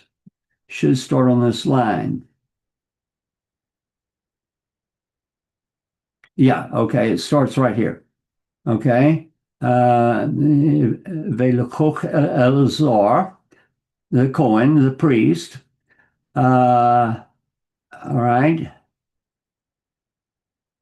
And all right, here we go. This is the word we want. I want to come up here. I wonder if I can show you this way. All right.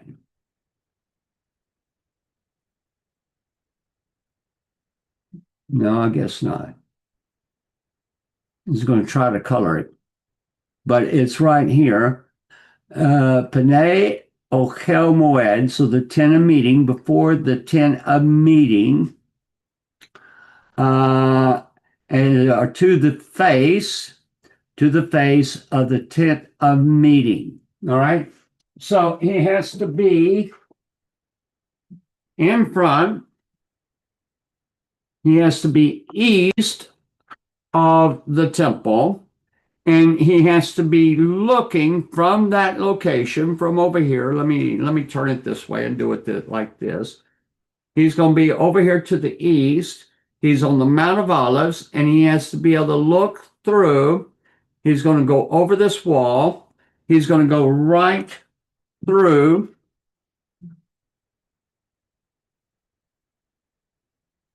this gate right here. Okay. And this gate, at our next model, it's going to be taller. Okay. Because we have a measurement on it. And it has to be that measurement so that he can look over the altar. And I'm going to show you here. Here's the altar. So that he can look over the altar. And the altar has to be shorter, because they use a smaller cubit for the height of the altar, which is in Kelim 17:10, because he has to be able to see to this point. Now, what if you don't have a temple? We don't have a temple today. The Dome of the Rock is standing where the temple was. He has to look to that site, and it's a major step towards the rebuilding of the temple. You can't do that. You cannot look into the camp of Israel because the temple sits in the camp of Israel. So you can't do it in Judea-Samaria. By that fact, it cannot be done, and it's a transgression. It is not an oversight, it is a transgression against the word of God. All right? So we're going to go in here. And let me just do a little bit more on the out of the Tanakh. All right.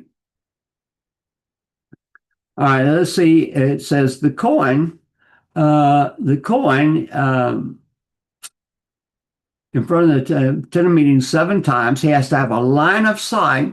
Someone shall burn the cow before his eyes, its hide, cedar wood, hyssop, and crimson thread, and he shall throw them into the burning of the cow. The Kohen shall immerse his clothing and immerse himself in water, and afterwards he may enter the camp. Okay, so he doesn't contract corpse impurity.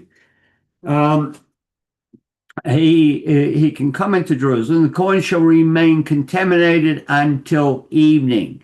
You don't get rid of corpse impurity in one day. Okay, he's what's called a tuvel yom.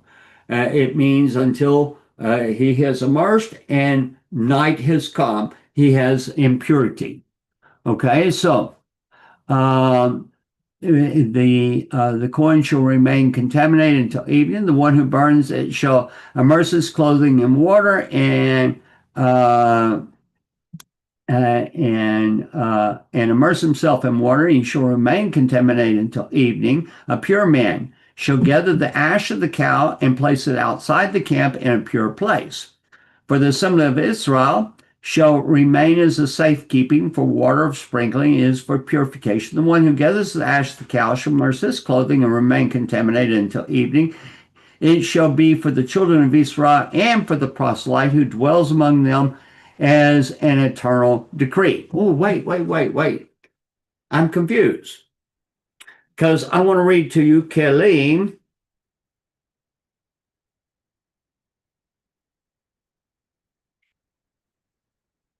1:8.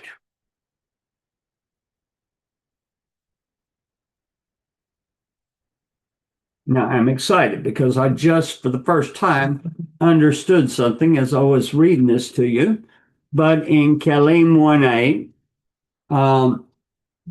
it says, within the walls, we've already defined that as Jerusalem is more sanctified than these, for we may eat there Kodashim Kalim, holy offerings, and Maaser Sheni, second tithe, or Habayit, the temple mount, is more sanctified than this, for Zabin, a man with a genital discharge, Zavot, women with a discharge of blood outside their menstrual flow, Nidot, women with their menstrual flow, and Yoldot, women with a discharge due to childbirth, may not enter there. Hell is more sanctified than this, for Gentiles and one rendered impure by a corpse may not enter there. Whoa.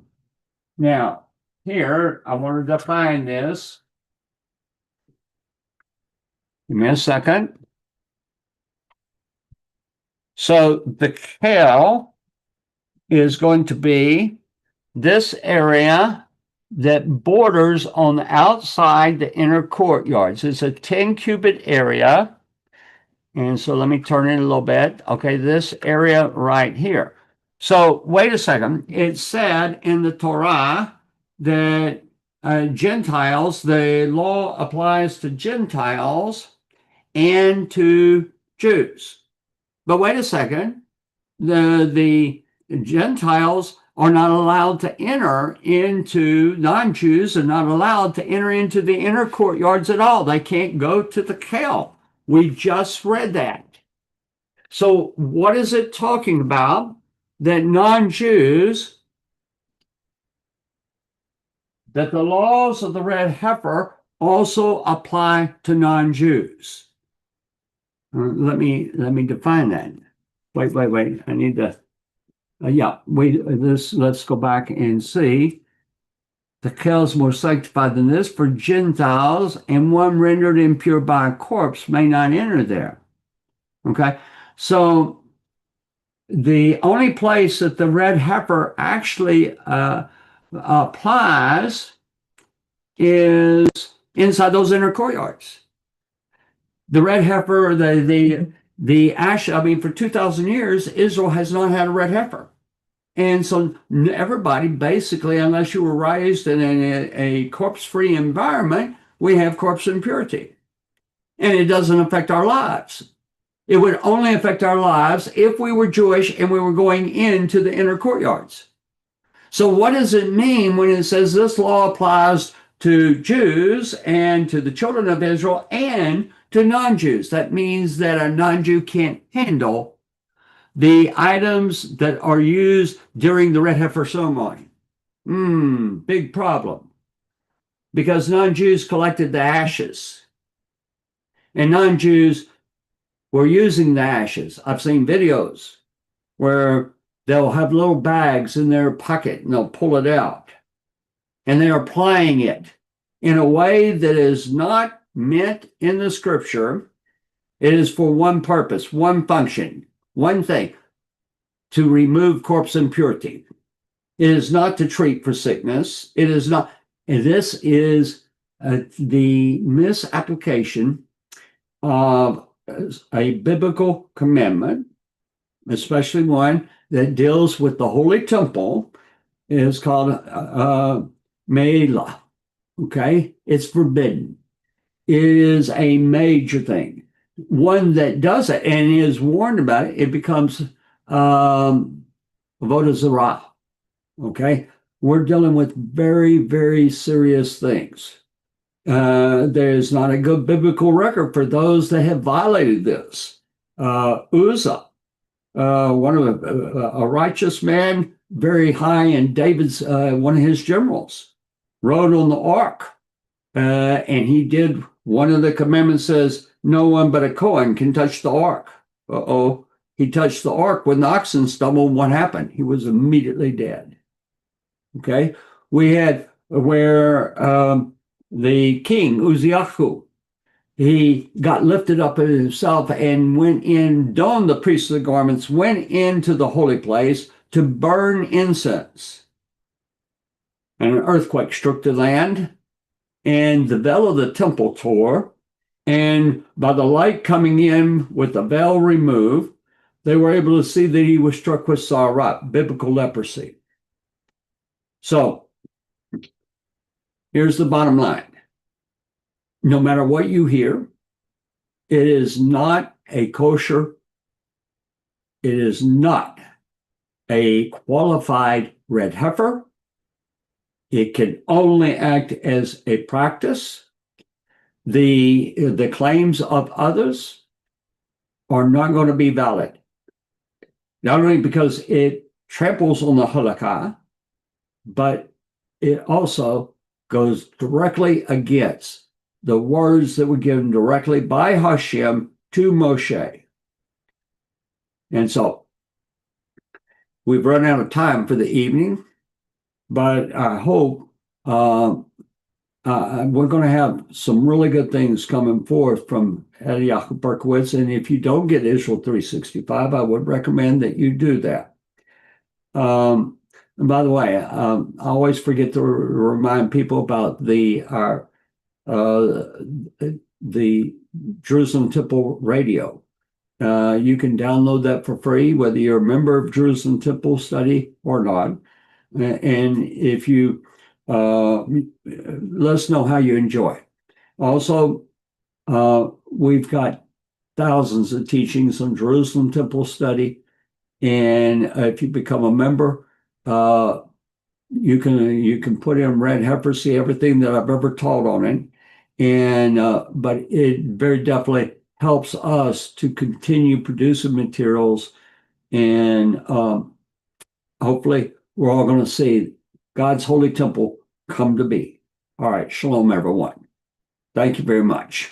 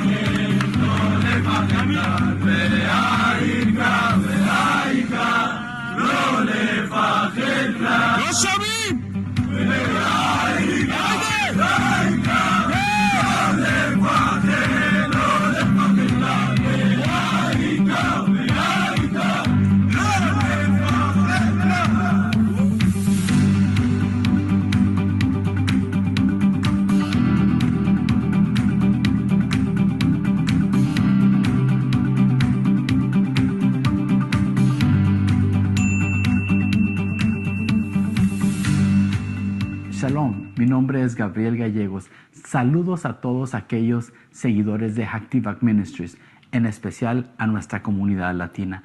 El día de hoy queremos compartir con ustedes uno de los artículos más impresionantes que podemos tener en nuestra tienda virtual. Te invitamos a que te quedes y a conocer más del modelo tridimensional del templo.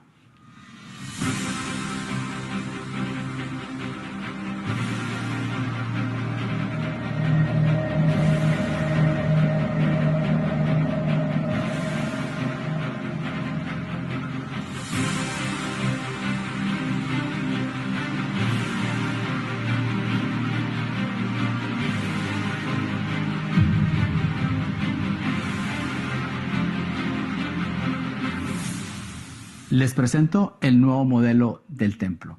Una de las cosas adicionales que se han agregado en esta impresión es esta base donde está de una manera inclinada de 45 grados. ¿Para qué? Para que pueda enseñarse mejor a nuestra audiencia. O si usted, al igual que a mí, le gusta ponerlo de la manera tradicional y ponerlo en una superficie plana, pues también puedo hacerlo. De esta manera usted lo puede poner en su oficina o en su lugar de estudio o en su lugar de reunión. ¿Para qué? Para que la gente pueda admirar la gran maravilla de lo que se ha podido llegar a hacer. Ahora les voy a invitar a que me sigan acompañando para mirar las siguientes adiciones que se le han agregado a este nuevo modelo.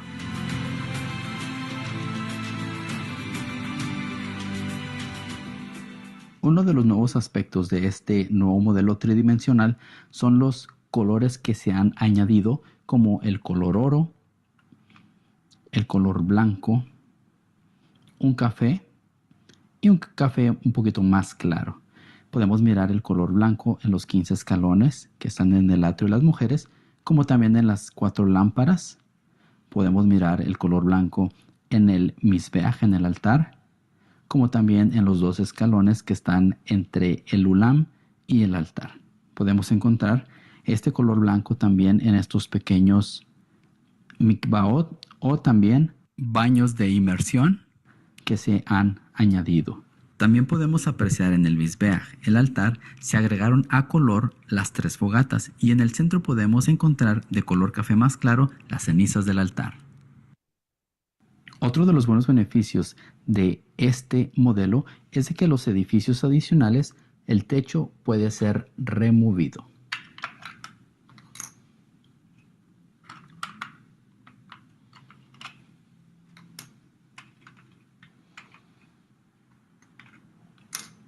En el edificio sureste podemos mirar cómo el área donde el Sanedrín se reunía para hacer sus juicios, y también se ha agregado un color azul en donde está el lavacro para así poder distinguir las diferentes áreas.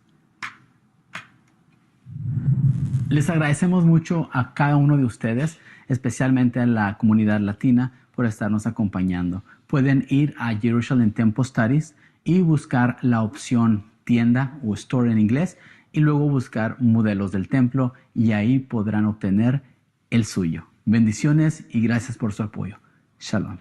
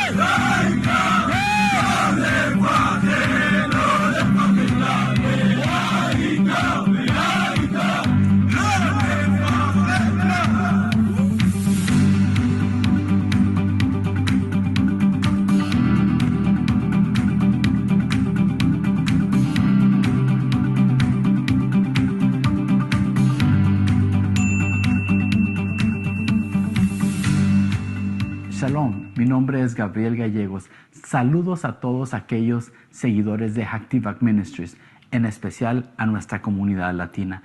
El día de hoy queremos compartir con ustedes uno de los artículos más impresionantes que podemos tener en nuestra tienda virtual. Te invitamos a que te quedes y a conocer más del modelo tridimensional del templo.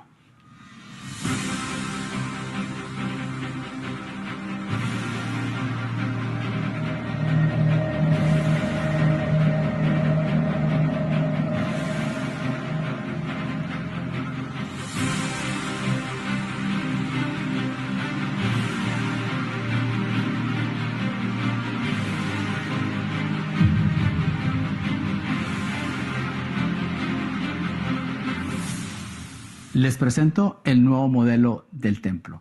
Una de las cosas adicionales que se han agregado en esta impresión es esta base donde está de una manera inclinada, 45 grados. ¿Para qué? Para que pueda enseñarse mejor a nuestra audiencia. O si usted, al igual que a mí, le gusta ponerlo de la manera tradicional y ponerlo en una superficie plana, pues también puedo hacerlo. De esta manera usted lo puede poner en su oficina o en su lugar de estudio o en su lugar de reunión. ¿Para qué? Para que la gente pueda admirar la gran maravilla de lo que se ha podido llegar a hacer. Ahora les voy a invitar a que me sigan acompañando para mirar las siguientes adiciones que se le han agregado a este nuevo modelo.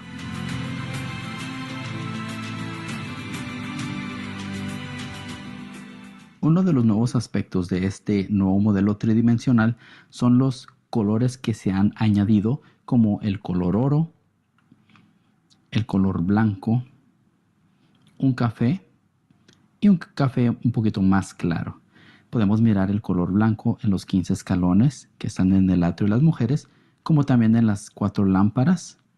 Podemos mirar el color blanco en el misbeach, en el altar, como también en los 2 escalones que están entre el ulam y el altar. Podemos encontrar este color blanco también en estos pequeños mikvaot o también baños de inmersión que se han añadido. También podemos apreciar en el misbeach, el altar, se agregaron a color las 3 fogatas y en el centro podemos encontrar de color café más claro las cenizas del altar.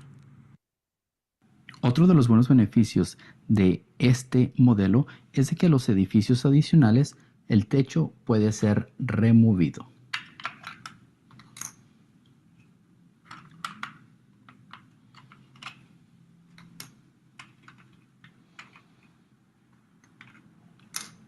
En el edificio sureste podemos mirar cómo el área donde el Sanedrín se reunía para hacer sus juicios, y también se ha agregado un color azul en donde está el lavacro para así poder distinguir las diferentes áreas.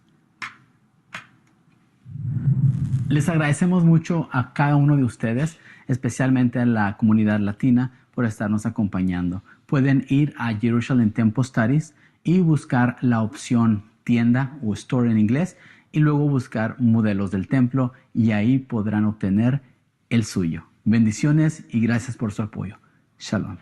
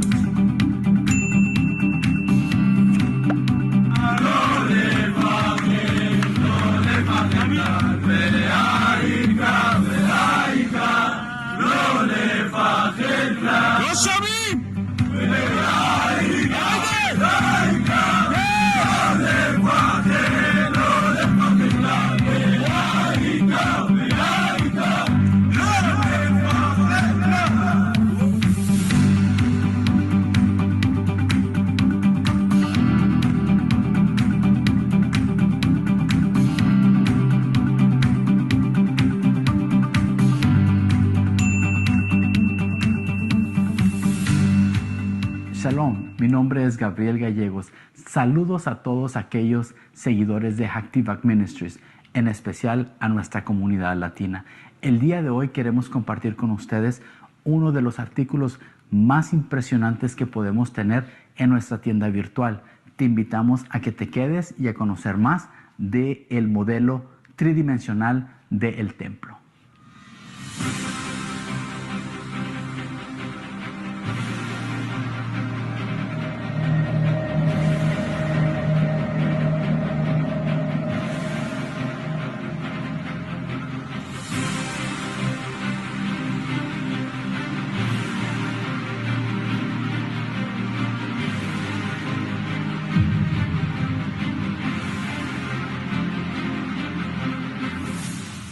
Les presento el nuevo modelo del templo.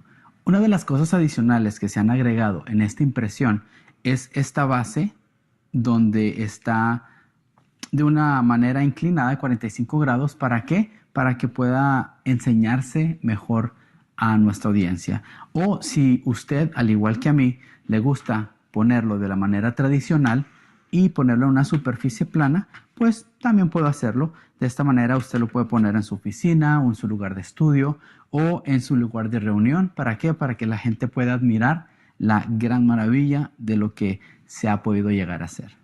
Ahora les voy a invitar a que me sigan acompañando para mirar las siguientes adiciones que se le han agregado a este nuevo modelo.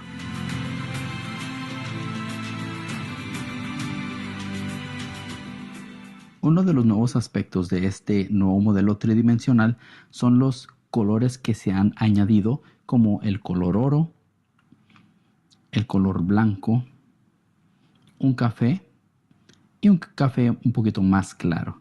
Podemos mirar el color blanco en los 15 escalones que están en el atrio de las mujeres, como también en las 4 lámparas.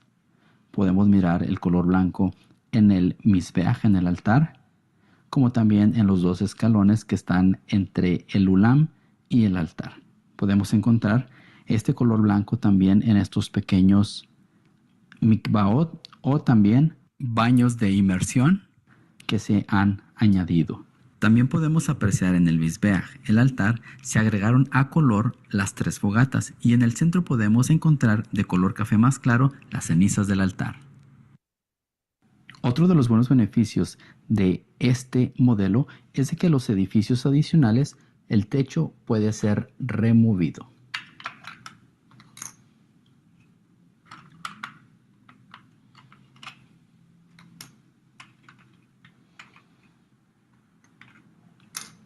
En el edificio sureste podemos mirar cómo el área donde el Sanedrín se reunía para hacer sus juicios, y también se ha agregado un color azul en donde está el lavacro para así poder distinguir las diferentes áreas. Les agradecemos mucho a cada uno de ustedes, especialmente a la comunidad latina, por estarnos acompañando. Pueden ir a Jerusalem Temple Studies y buscar la opción tienda o store en inglés y luego buscar modelos del templo y ahí podrán obtener el suyo. Bendiciones y gracias por su apoyo. Shalom.